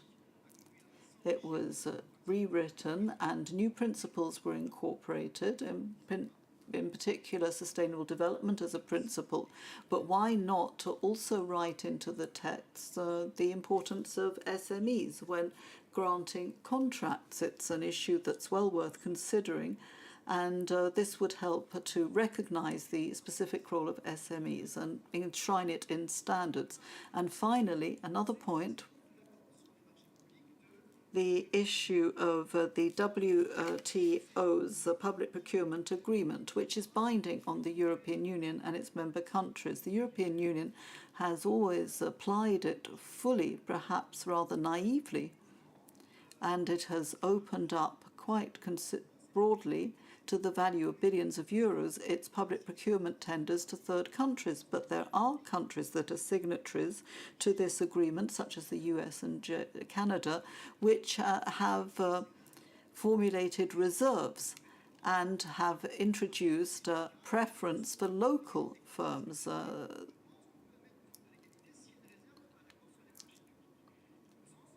So I think it is appropriate, and one day it will be necessary when talking about the circularity of the economy, local sourcing, and the role of SMEs, not to completely rewrite the public procurement agreement of the WTO, but at least to adapt it and adjust it, take into account current requirements, local sourcing, circular economy, and economic recovery. These are major issues, and I'm delighted that the French presidency has been able to contribute to these considerations. Thank you very much indeed, Stéphane de la Rosa, for all these explanations about public procurement. It's very interesting. And our fourth roundtable, and the last, is about financing tools for SMEs. We already mentioned this with Fabrice Le Sachet. This is a key issue. So financing tools for SMEs within the single market, key levers. We have Martina Dlabladjova, Laurent Brown, Thomas Robachink, Alice Albizati, and Astrid Bartels. So I invite them up to the podium.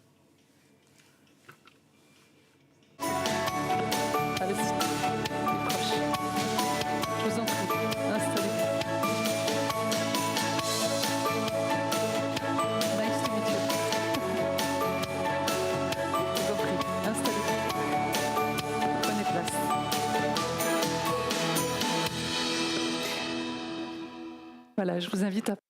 Thank you. So please be seated for our last roundtable of the day. As I said, we'll be talking about SMEs within the single market. If they are to develop, they need to have financing, obviously. So Martina, we're going to begin with you. You're a member of the European Parliament.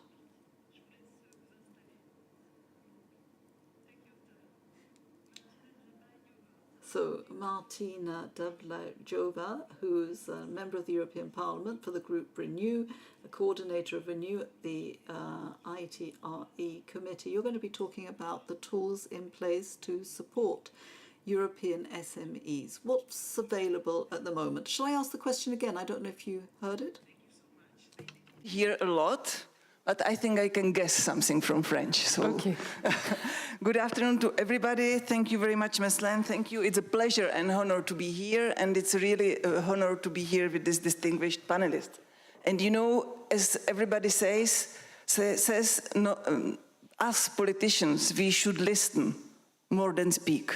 Mm-hmm. So I will be very careful to listen what will be said on this very crucial topic. So for me, the most important thing is to listen today. Well, as you know, I am Czech member of the European Parliament, part of Renew Europe group. I sit in the Industry, Research and Energy Committee, where I am the Renew Europe coordinator.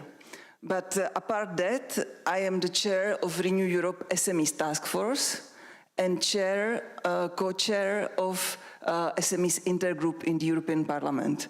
So you can read from here that my main priority is SMEs. It's SMEs because I was SMEs before I entered in politics. My life previously was in business, 20 years in business, and I think that in my mind I am still entrepreneur. So this is why I can manage some challenges which we are having in the European Parliament. Well, we are now in a crucial moment for Europe, as you all know, for the ambition of the legislative package we are working on. By the way, we are voting tomorrow on some parts of this big package, Fit for 55. And we are working on that at the European level, and we are in the middle of implementation of an extraordinary European budget, which is extraordinary budget itself, but it's with extraordinary top-up with the next generation Europe budget. So it's all set to accelerate our economy to double digital and green transition. And we need to put everything together. So it's not easy task for politicians, it's not easy task for all policymakers. Of course, SMEs access to capital remains a very, very crucial issue for us. We discuss that every day, and I can tell you that it doesn't have any easy answers.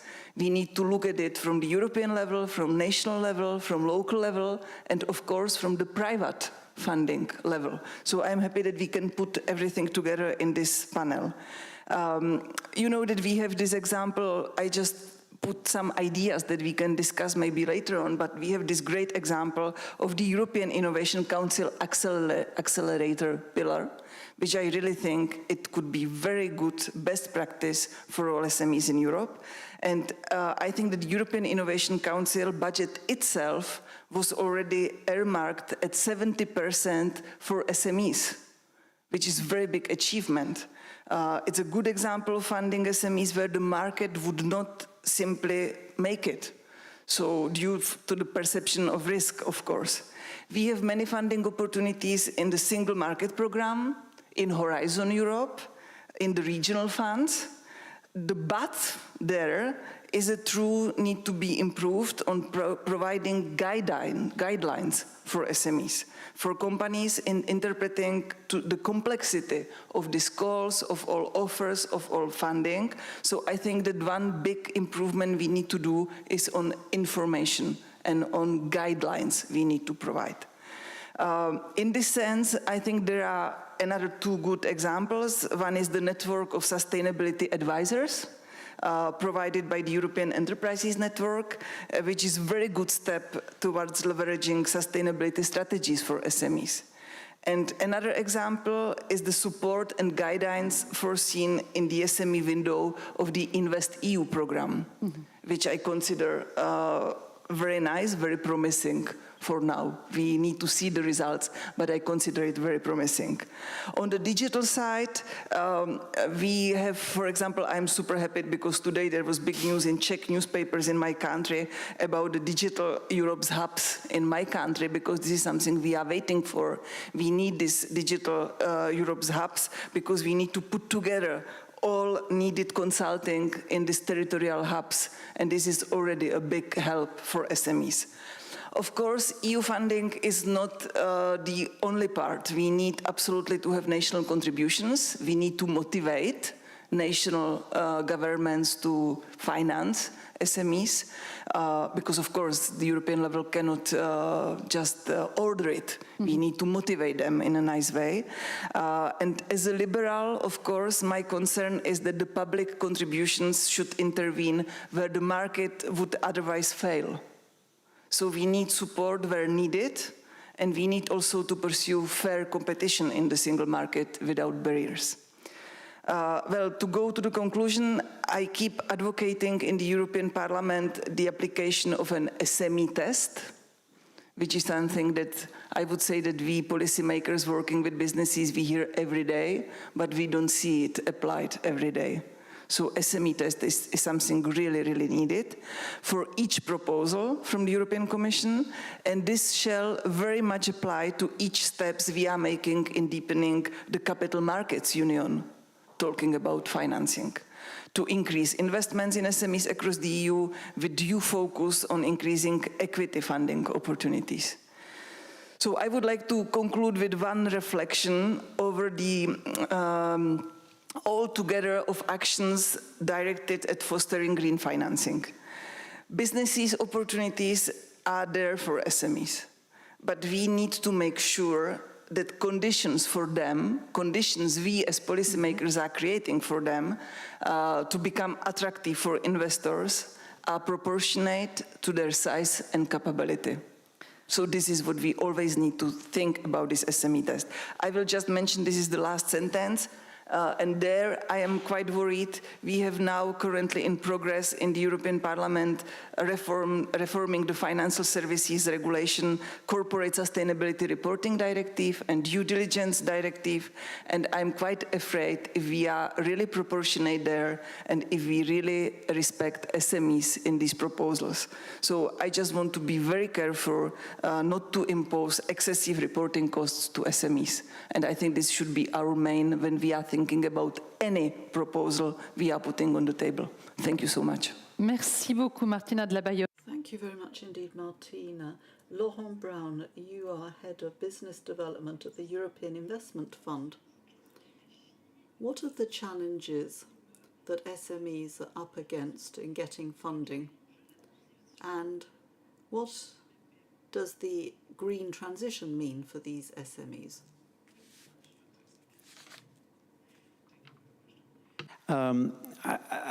I think when it comes to financing, so maybe taking a step back, right? We provide a range of financing solutions targeting SMEs, smaller firms.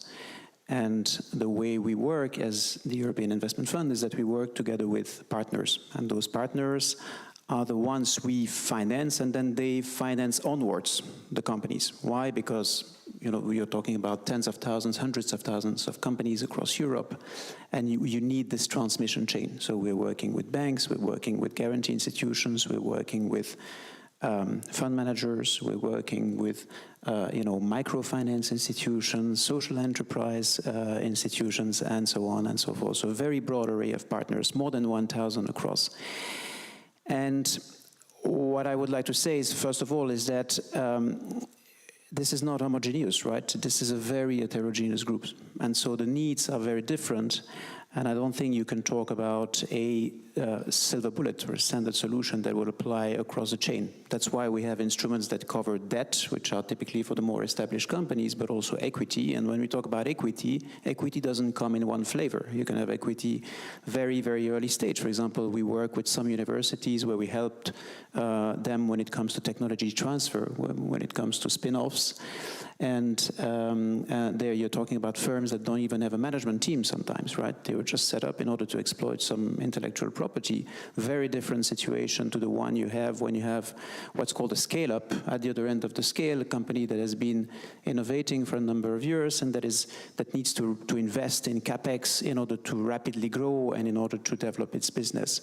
And same on the lending side. And by the way, I'm just talking EIF, but we're working also with EIB, which is also providing a number of lending solutions there. So I think that's the first thing. We need to recognize the heterogeneity and we need to have the adapted solution.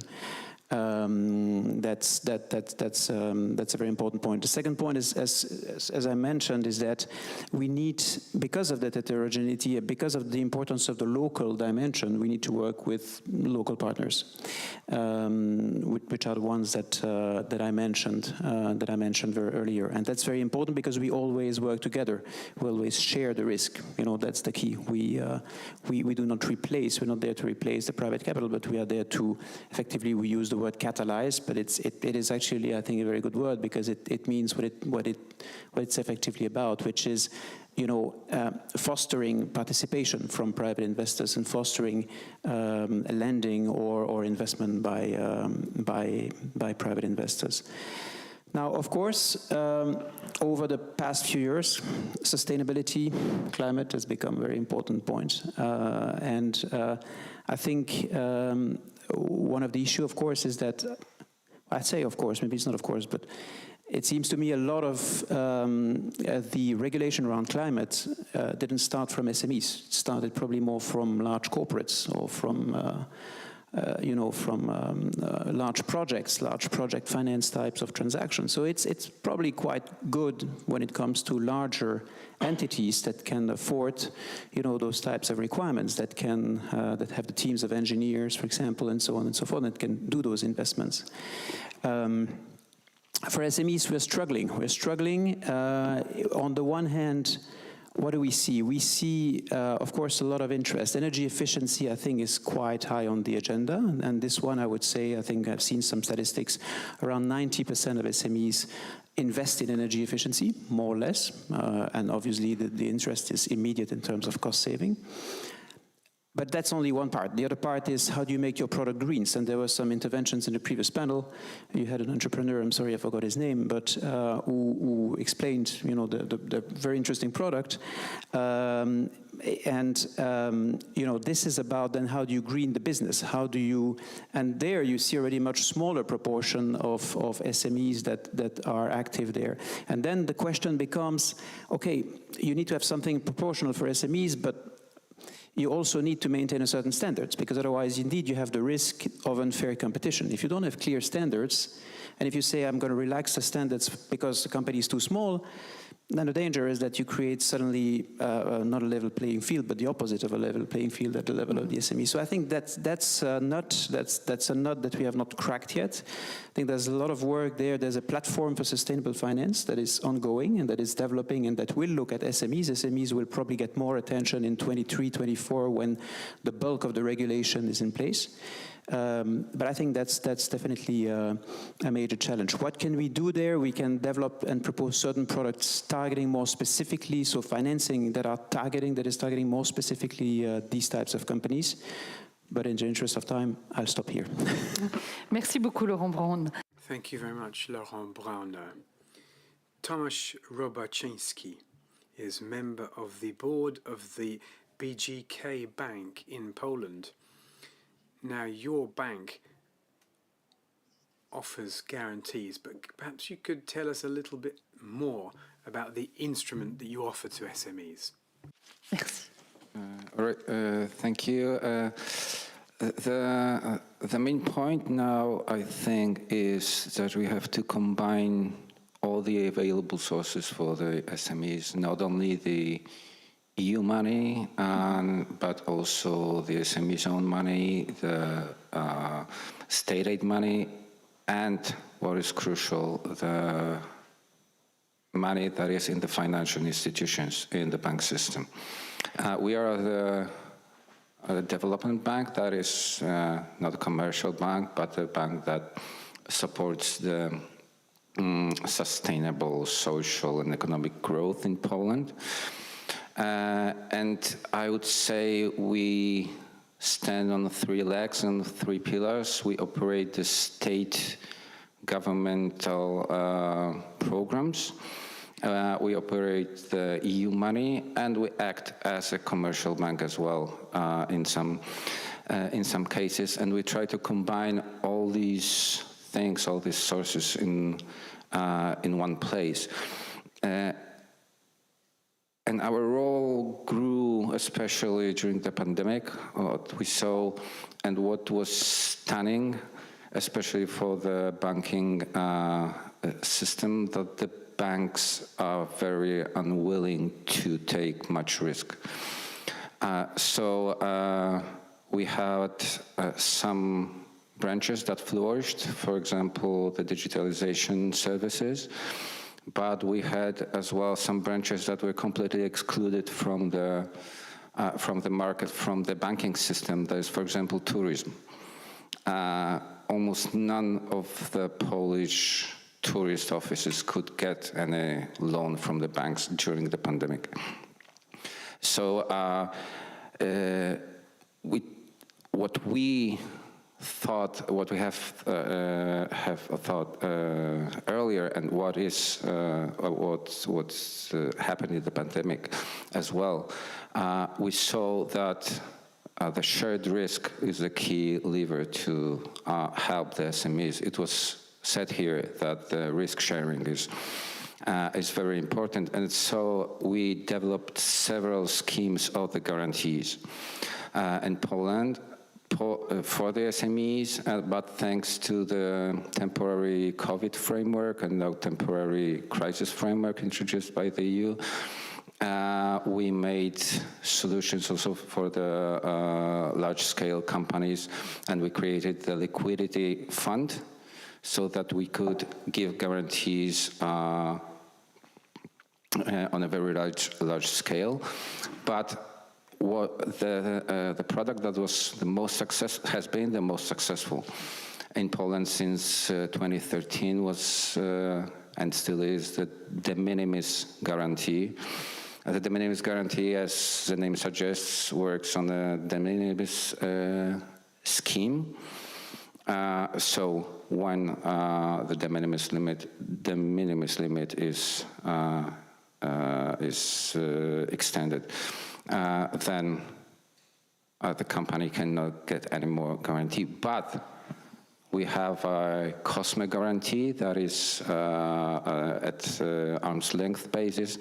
That is complementary to the guarantee. The guarantee, the minimum guarantee, covers up to 60% of the loan and is for 8 years, and it costs 0.5%. During the pandemic, we changed all the schemes in our guarantees, so the de minimis guarantee is free. It lasts for up to 10 years, and it covers up to 80% of the loan. All these schemes were very successful. Most of the entrepreneurs that took the guarantees said that they would not exist on the market during the pandemic without the guarantees. Because in fact, we closed the gap in the system. So half of these who took the guarantees said they wouldn't get any loans without these guarantees. So we estimate that 15 or 17 billion euros was put on the market thanks to that product. What we introduced lately is a big scale investment project, investment funding for the local governments. It complies with our guarantees because usually when you have an investment program, you just pay to the local governments or pay to the SMEs or entrepreneurs for the work. This program works on a promise by the bank that they will have money, but they have to finance themselves through the banking system. So we want to use the over liquidity in the banking system to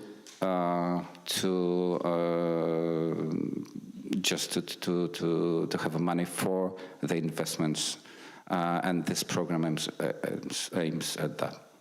Merci beaucoup, Tomasz Robaczynski. Thank you very much, Tomasz Robaczynski. Alice, let me turn to you. Alice Albizati, you're co-founder of Revaya, formerly Gaia Capital Partners, the biggest growth equity fund founded by women in Europe. Today, you say you think it's a shame that capital is aimed at big numbers and that foreign funds are often seen as more attractive by European startups. That's what you've seen, is that right?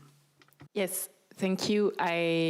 So indeed, at Revaya, we do investment in tech companies at the growth stage. So we invest in companies that are raising between 20 and 200 million euros.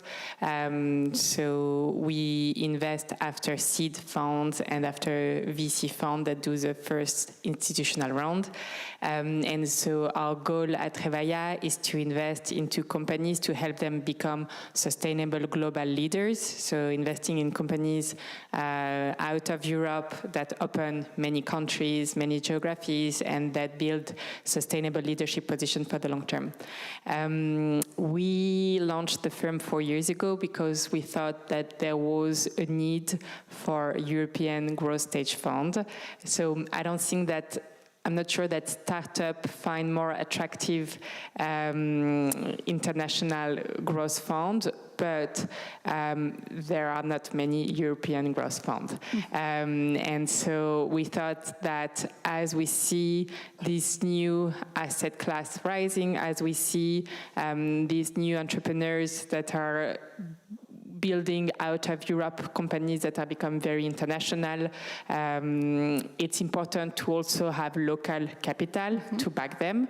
So we think that it's amazing to have US fund, Asian fund looking at our startup because we need a lot of capital to invest in these tech companies that are oftentimes not profitable from day one because they are in hypergrowth.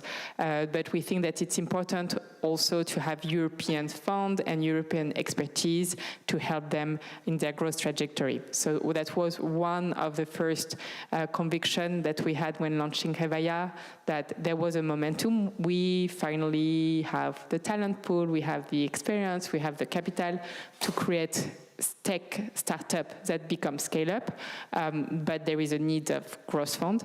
The second conviction that we had was that in addition to the VC growth expertise to finance this company, it's important as an investor to have sophistication and to help our companies go from the VC growth round up to the IPO. So becoming public is not a trajectory for all of our companies, but it is where you can create and capture the largest value. And so at our positioning at Revaya is to be a crossover investor, so being able to back companies from the VC growth stage when they are private and when they are backed by private funds such as us, Revaya, but also help them prepare for a listing, help them prepare for an IPO and be there because we believe that the IPO is not the end of the journey, it's just one milestone in the life of a tech scale-up. And the third conviction that we had was that today, and it goes back to many of what was said today, we have no choice but to help our companies build sustainable trajectories because we believe that the companies that will be there 10, 20, 50 years from now are the ones that today take into account their impact on planet and on society. And so that's what we call responsible investing or sustainable investing. And so indeed today at Revaya, we have launched a first fund of 250 million euro. We are launching our second fund. We're doubling in size.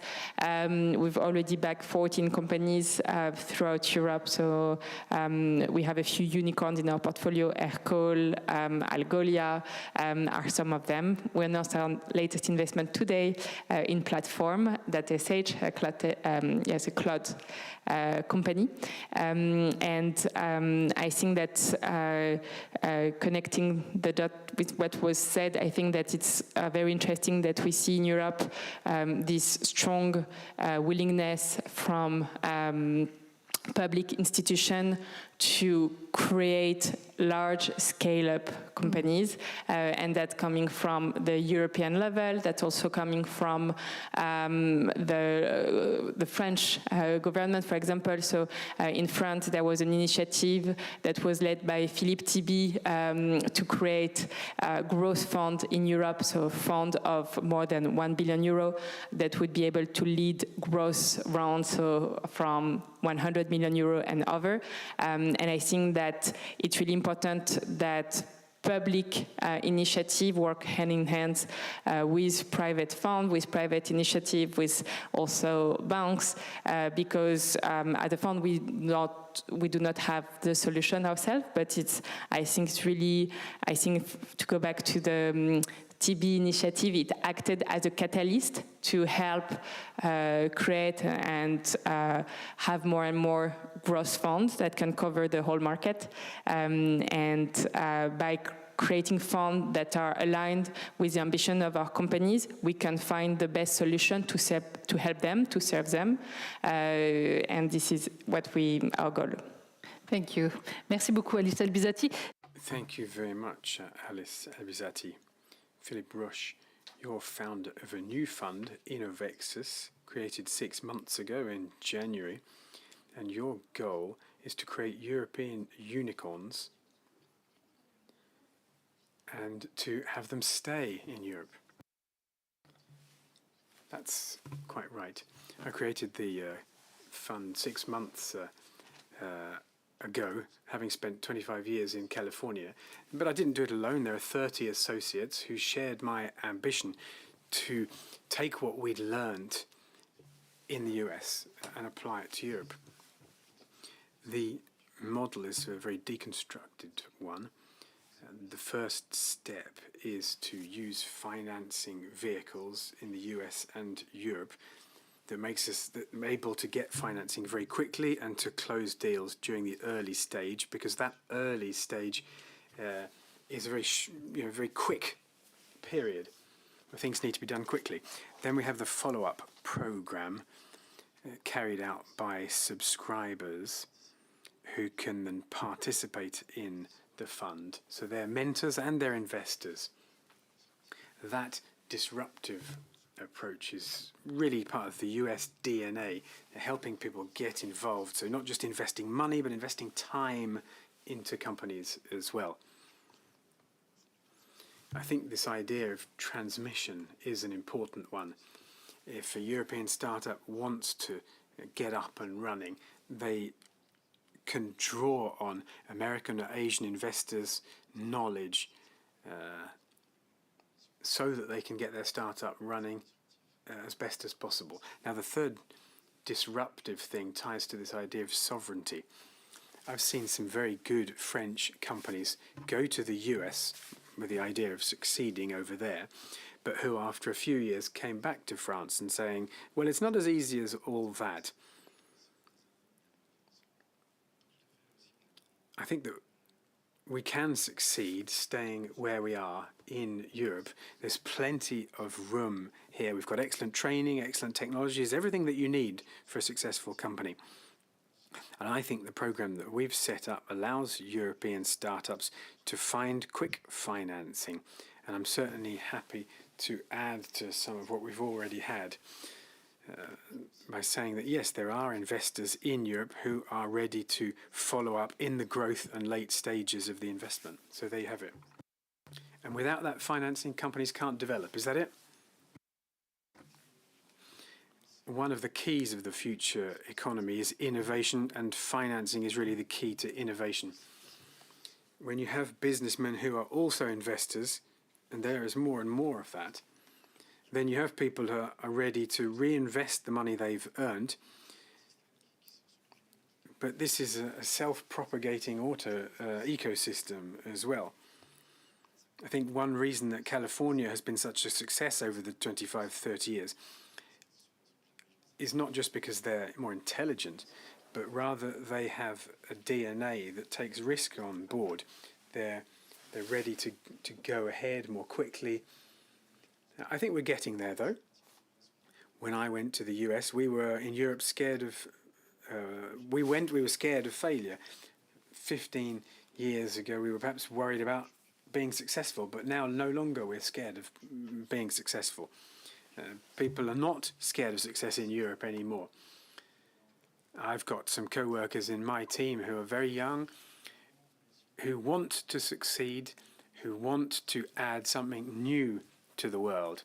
We've talked about impact, the human side of things. So that's part of our DNA. We want to invest, we want to contribute, we want to include transmission in the DNA of what we do.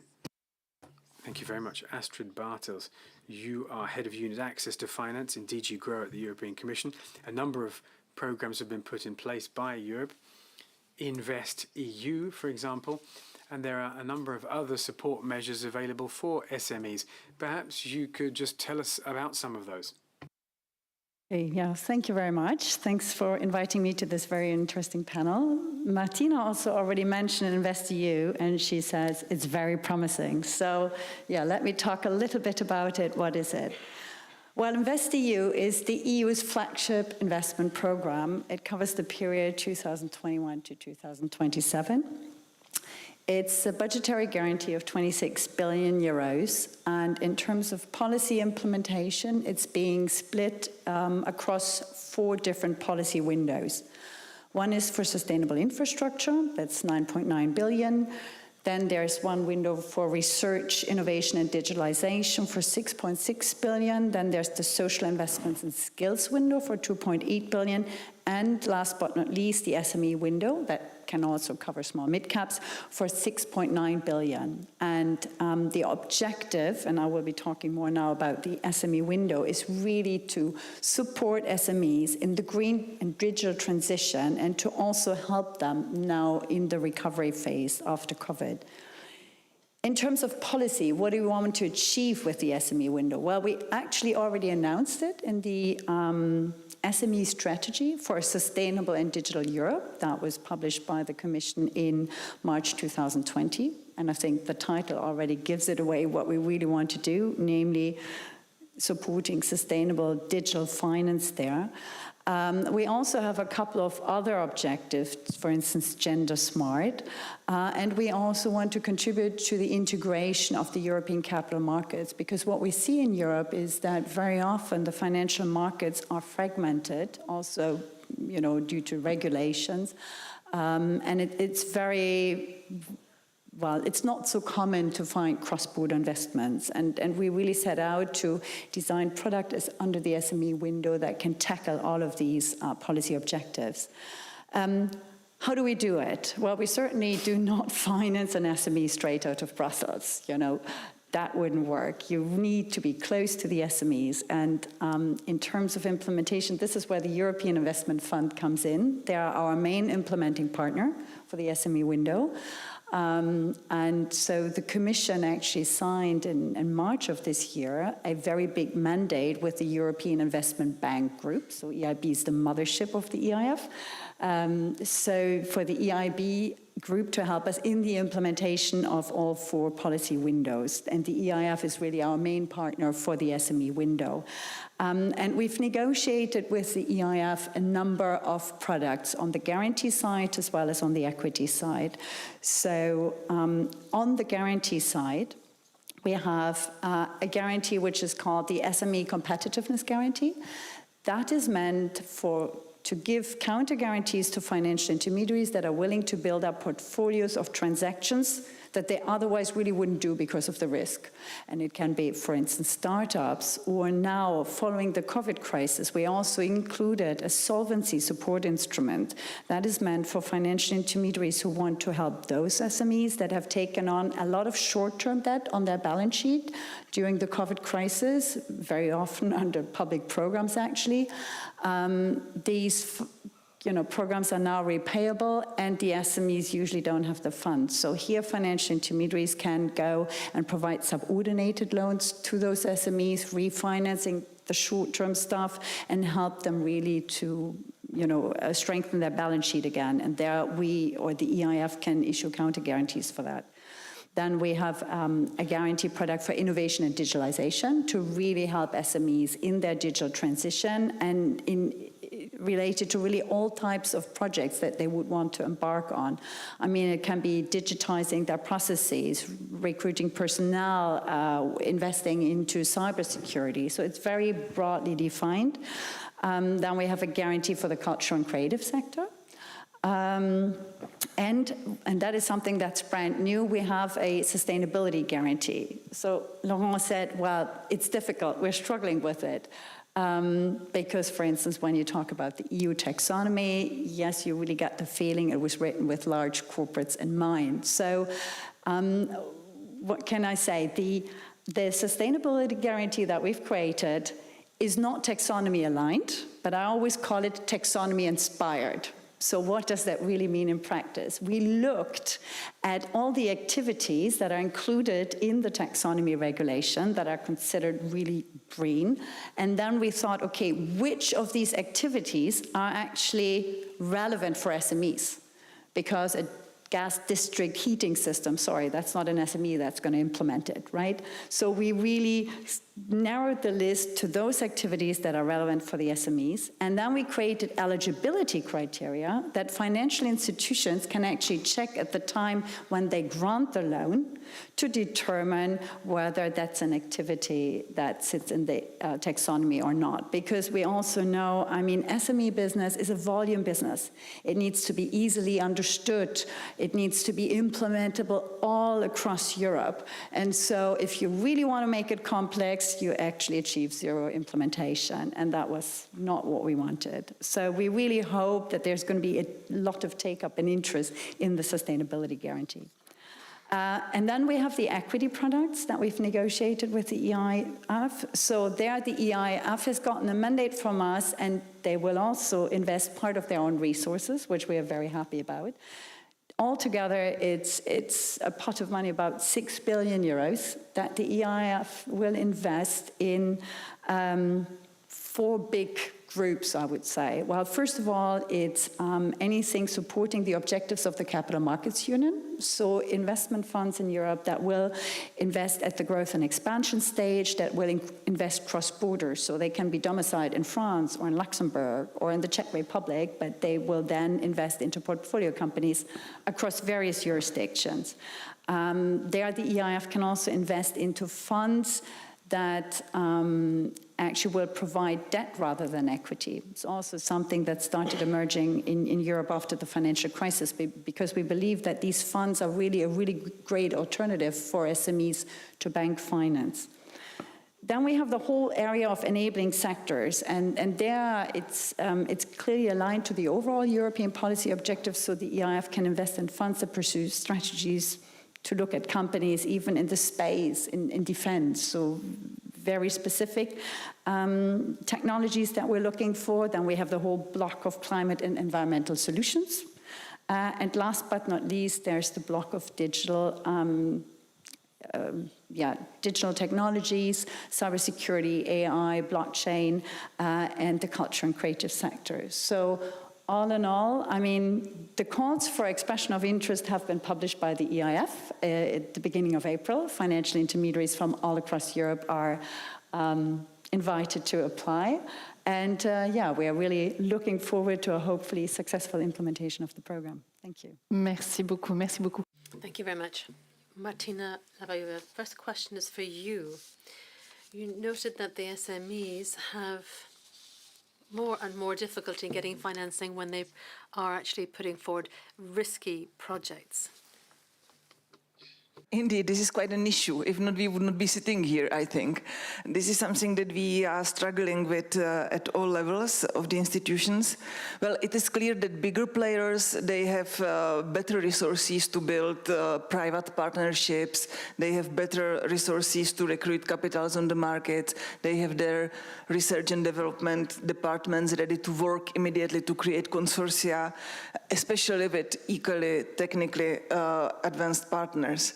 So, by the way, as I briefly touched in my introduction, this has been a clear issue in the midterm review of the previous European Research and Innovation Programme, Horizon 2020.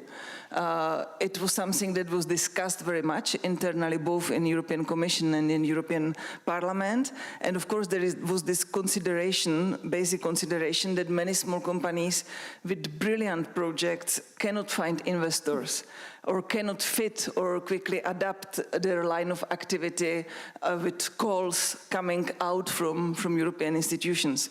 So this is why there was this very interesting launch of pilot project of European Innovation Council in 2018 for a 3-year pilot phase with this notion of bottom-up approach. Very interesting, because the company would pitch an idea to be evaluated, worthy or not worthy of advice, to develop a full plan, and then assessed to obtain a grant or a combination of grant and equity. And this worked super well. This was a very good example, and it was under the acceleration pillar. The Commission would, for the first time, decide to buy shares in companies to de-risk the investment and help attract more private investors. So this big success was very remarkable during COVID time in 2020, because there was a big financement of 314 million of European Innovation Council funding going to 72 companies under the COVID-19 call. And imagine that 174 million euros from that was in equity. And this was to benefit the projects going from medical to bioengineering to innovative materials applications. But for me, there is one remarkable thing, and that's my conclusion on your question. There was a record of applicants, 4,000 applications.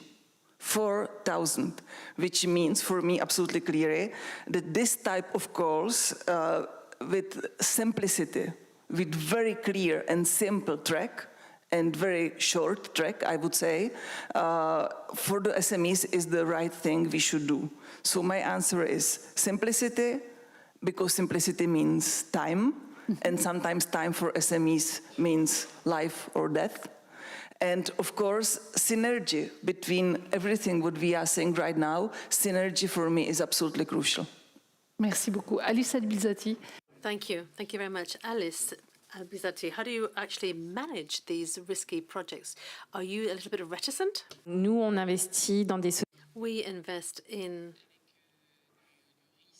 companies where there is a certain amount of risk, because we're talking about growth stage innovative companies, but we're not worried about risk in Avaya. We're a growth fund, and we do not take the risk product or the market product. These are the capital risk funds, which actually have a different risk profile, a high risk profile. What's of interest to us is that companies which have already found their working model and which are already generating at least €5 million of turnover in a regular manner, and that are in a strong growth phase. So they have a 50% growth or more per year. So as far as risk is concerned, we are on it depends on the type of company. We're looking at the type of company that has already proven its ability to find the right market, to develop a product. So it's a company which has already been developed internationally. So as growth investors, it's the risk of execution that is of interest to us. We've got to ensure that we're actually betting on the best team to do this, the team that's going to be able to consolidate its market, which is able to actually repeat the experience and develop their local leadership role in different parts of the world. So there still are investments which, well, we try to modulate as much as we can, but the reality is different from one exercise to the next. But in our sector, for growth investment, we're very lucky that we're dealing with businesses which have already got some hundreds or thousands of users, where we already have got a lot of data that can be analyzed. So these are companies which have been set up 5 or 10 years before we invest in them. So our risk is really on how they execute their business. And we're able to actually deal with that as growth investors. Philip Rush, we have a similar role, but we intervene earlier on with investing large sums of money in a small number of companies. The risk for us is perhaps much larger. And for this risk, we actually invest in a large number of companies, about 200 projects per year in the next 2 years. And so that starts to become quite a large number of projects. And secondly, the acceleration program is of interest, but that's where we actually do carry some risk, because this enables, this accelerates the risk and the possibility of failure, because this is where this period we find the largest number of failures. And sometimes it's a shame that we have technological problems because there hasn't been any accompanying of the company or financing. So we're trying to provide those two tools to companies. Astrid Bartels, let me come back to you. What is your view on the scale-up exercises? You said that you have specific targeted projects for scaling up in Europe. What is that actually about? Je vais vous la répéter. Alors, quel est I can repeat. So what is your opinion on the scale-ups? Have you got any clear examples of scaling up projects in Europe that you've been involved in? I thought the word scale-up would also be used in French. I didn't know a French term exists for that. So yeah, I mean, I think we're acutely aware of the scale-up gap that we face in Europe. And yeah, it cannot be the answer that we only take public financing. We need to find ways to crowd in private investors into this space. What we've piloted with the EIF in the last, in the predecessor program of InvestEU, that was the Juncker plan, is a program called Escala. And that is targeted towards growth funds. And the way it works is that usually when the EIF invests into a fund, they act as any other LP. So like risk, like return. What we wanted to try is a different risk-sharing mechanism, working asymmetric, but not in the sense that it's again the public sector taking all the risk. No, we wanted to try something different. So the basic idea came from the following. We said funds in Europe are too small. So if you're a fund manager and if you've picked your 12, 14 portfolio companies, you've written off half of them, but you're really convinced you have the winners sitting right in front of you, but you're out of money because you've used all of your resources. What do you do? Well, in the worst case scenario, you sell them off to yet another fund, or really, even worse than that, you sell them off to foreign investors, not what we want from the European level.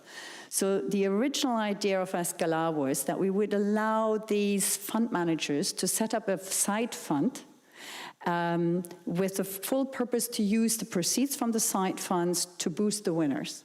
And in the side fund, there would be two share classes, the Escala share class. They have a senior position, and then the private investors are supposed to take the junior position, because knowing that it's only meant to boost the winners, the chances of the success for the side fund are going to be hopefully very big.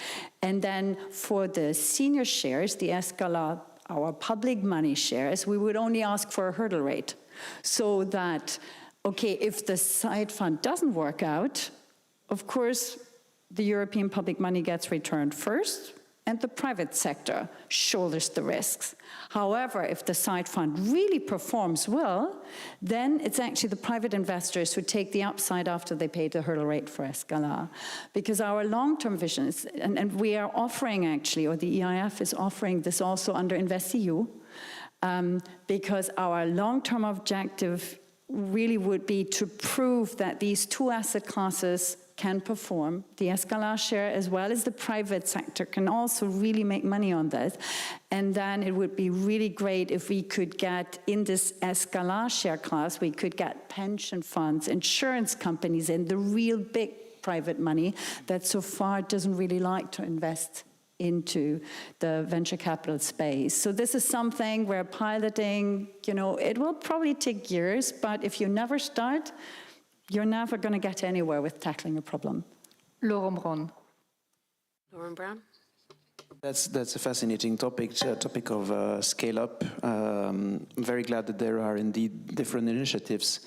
Escalar obviously is one, and I think it's a very innovative one, and indeed it touches on the CMU, Capital Markets Union, and on the necessity for Europe to attract more institutional investors towards the asset class and towards, in particular, financing of innovative companies, so venture capital, right? Some statistics in Europe, you have a couple of funds which are of the size above 1 billion euros. Why does that matter? Well, it matters because if you need to invest in the so-called scale-up rounds, when the company grows, you're talking about 30 million, 40 million, 50 millions, you need to diversify the portfolio. So if you want to have, 10, 15, 20 exposures in the portfolio, you get to 1 billion. So you need to have the firepower, As I said, we have a couple of such funds in Europe. I think we have 3 or 4. In the US, we have more than 40 such funds. I mean, this is something which is much more established. Also in the US, you have, for example, the universities, the endowments, or the pension, CalSTRS, CalPERS, et cetera, investing into venture capital, something which is not happening enough. And that's why a product like Escalar is important, because indeed there is a long-term vision of saying, okay, let's try something, let's pilot it, and then see if with this we can build something that is different, that is attractive, and that attracts investors. And I think that's one of the value added of public money here. But there are other initiatives. In the French presidency launched a couple of months ago, Scale Up Europe. which is, I think, very complementary, which is being built as we speak. There's a commitment from France and Germany and a number of other member states to build and to pool together resources and so that you achieve size in order to invest in larger funds. The venture capital, we don't have the time, but the venture capital market has evolved, I think, tremendously over the past 20 years, as you said. I mean, it's the story of the glass half full or half empty.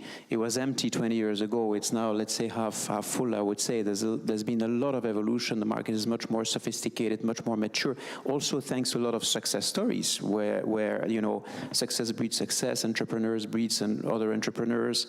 The examples like Skype in Europe has really created a momentum for other entrepreneurs to copy, and it's just one example among many others. So indeed, very important area. Maybe one last point, as I see time is running, and again, I don't want to spend too much time, but so scale up, absolutely important, but it's also a good example of pooling resources together and of bundling resources together and avoiding fragmentation. In that respect, I think InvestEU is a great tool because I mean, Astrid was modest. She didn't really stress it too much. But InvestEU is also, you can see it as a program, but you can also see it as some sort of an aggregator with, to which you can attach resources, if I can use that word, in order to target more specific needs. And indeed, there was, for example, a couple of weeks ago, the launch of Cassini, the Cassini Fund, that's targeting space companies active in the space sector. There was the launch of Media Europe. This is targeting media companies. So each time initiatives targeting very specific industries or very specific types of startups. It doesn't feel like InvestEU, but it's InvestEU that's behind, actually. And same for member states, same for the recovery funds. A number of member states are now in discussion in order to provide funds to InvestEU so that the fund doesn't get fragmented, but instead they contribute more to InvestEU and thereby can increase the size of the guarantee programs to the benefit of their companies in their respective territories, but still using the logic of a product that is a standard across the EU 27, and that's also important because that's also important to avoid fragmentation and to try to converge towards financing that is, as fungible as possible across Europe. Merci, Laurent Braun. Thank you, Laurent Braun. I have a question now. Public funding takes a long time for Horizon Europe or IPCEIs. How could the EU accelerate access to funding? Martina. 6 hours of time, maybe? Take your time. No, this is for a university lecture, I would say. Well, I have been Vice Chair of Budgetary Control Committee in the European Parliament 8 years. And I can tell you that this is something we are really, really struggling a lot. And a lot has been done, a lot. I saw it in these last 8 years. Even Horizon Europe changed a lot from Horizon 2020, from framework programs for research and innovation before. It changed a lot. It's much more simple. Mm-hmm. It's simple. It should be SMEs friendly.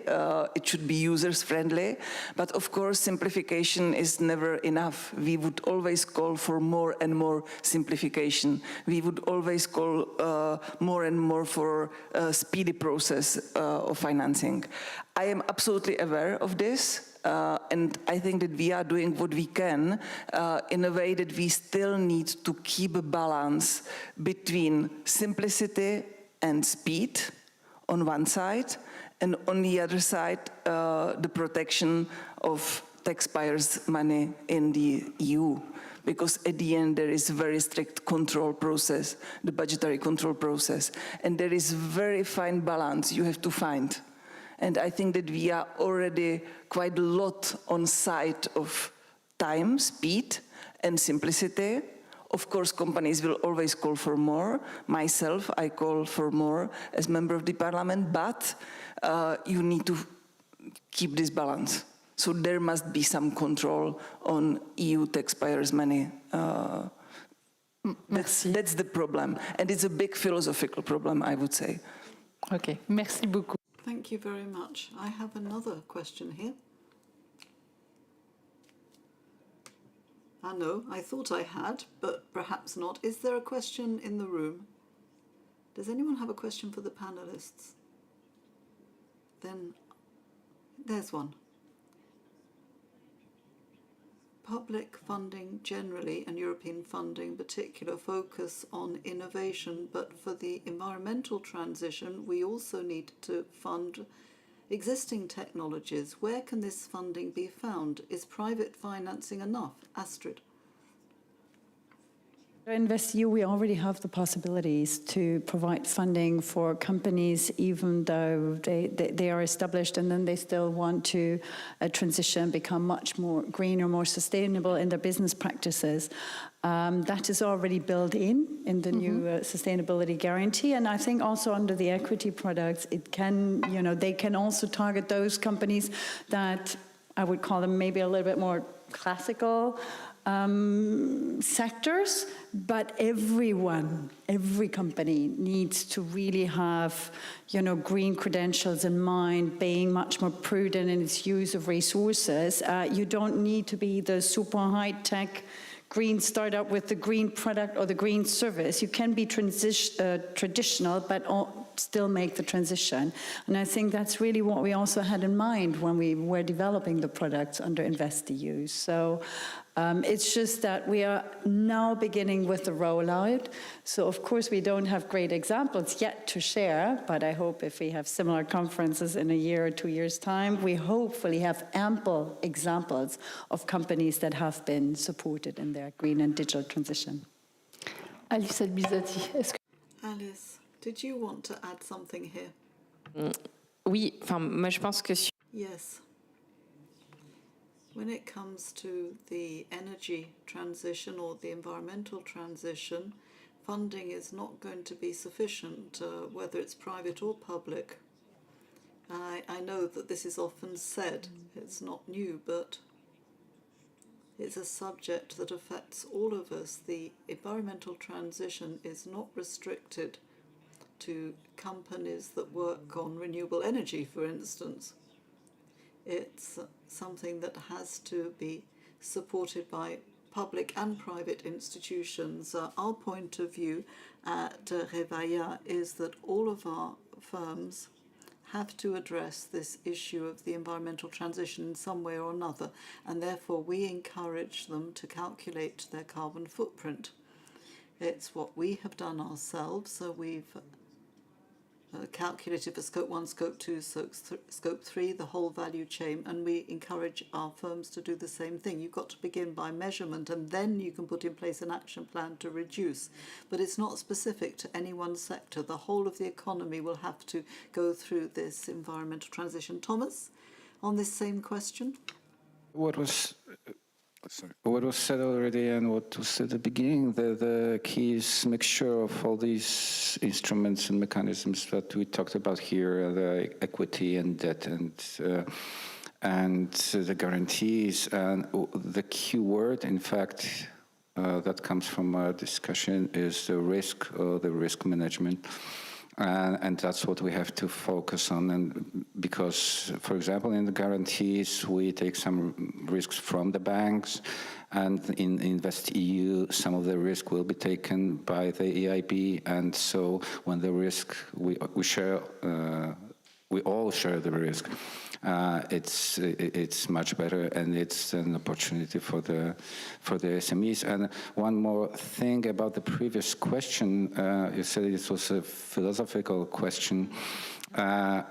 Maybe we should focus more on control afterwards than control in advance. This program, I said, we introduced in Poland, puts a very much trust in the local governments, in the companies, that they will not, that they will invest properly.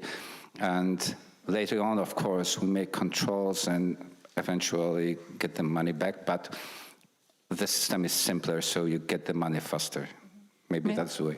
Merci, merci, merci. Thank you very much indeed, and thanks to each and every one of you. Thank you very much. That brings us to the end of the fourth round table.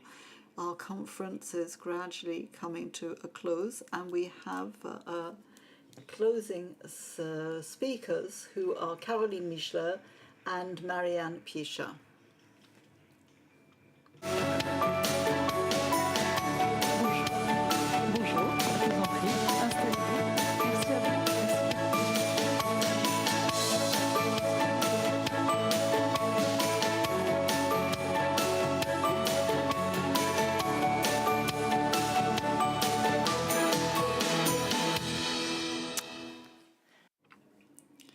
Caroline Michler, you are the French SME envoy. Much has been said today. I'm sure that a lot of it really spoke to you, and you have the honor to hand over to the Czech SME envoy. Please go ahead.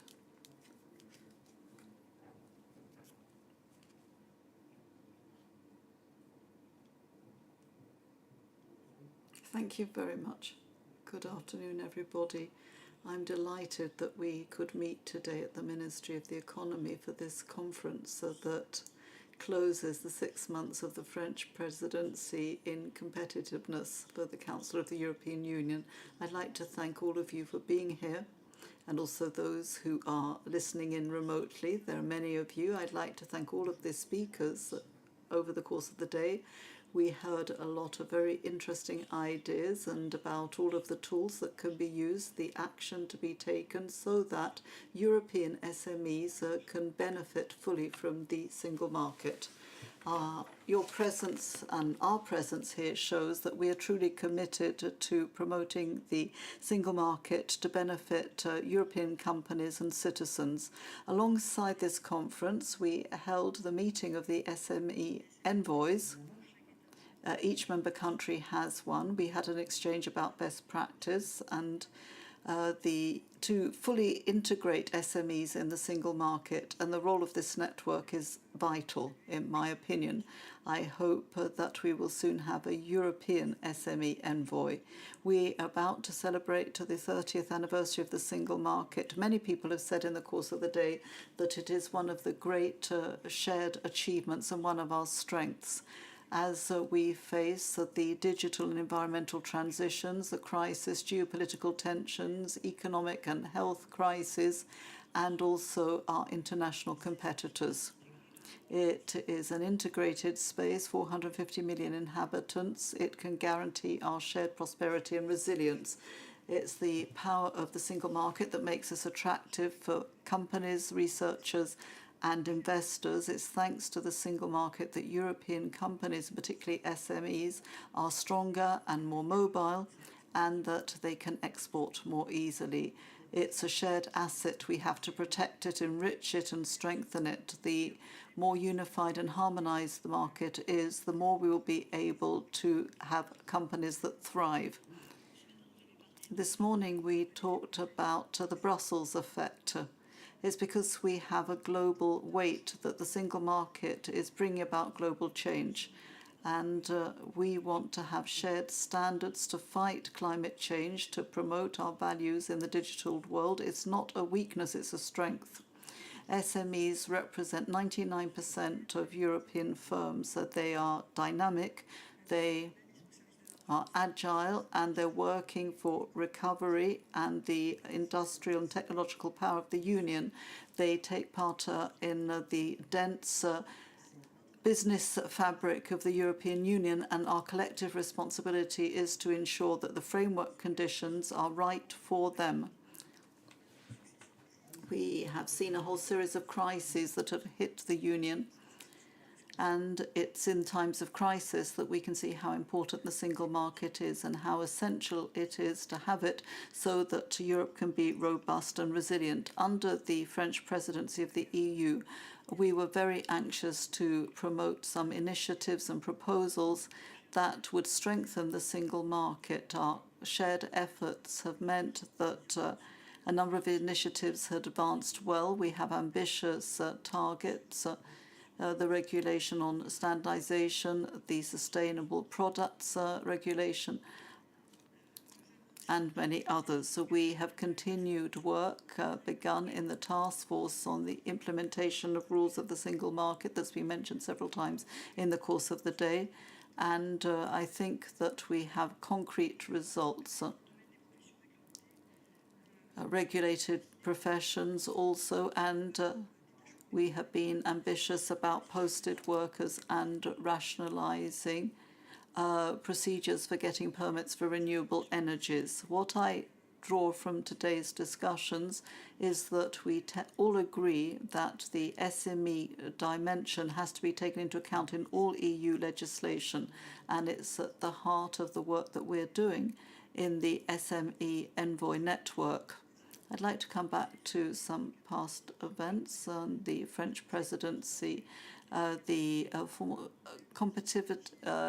Competitiveness Council, we looked at ways of improving access to funding for SMEs. It should be easy to access funding. You've just talked about this. We need to continue cooperation with the European Council for Innovation and public banks for investment so that we can think of investment models that are suited to the needs of SMEs so that they can implement the digital and environmental transition.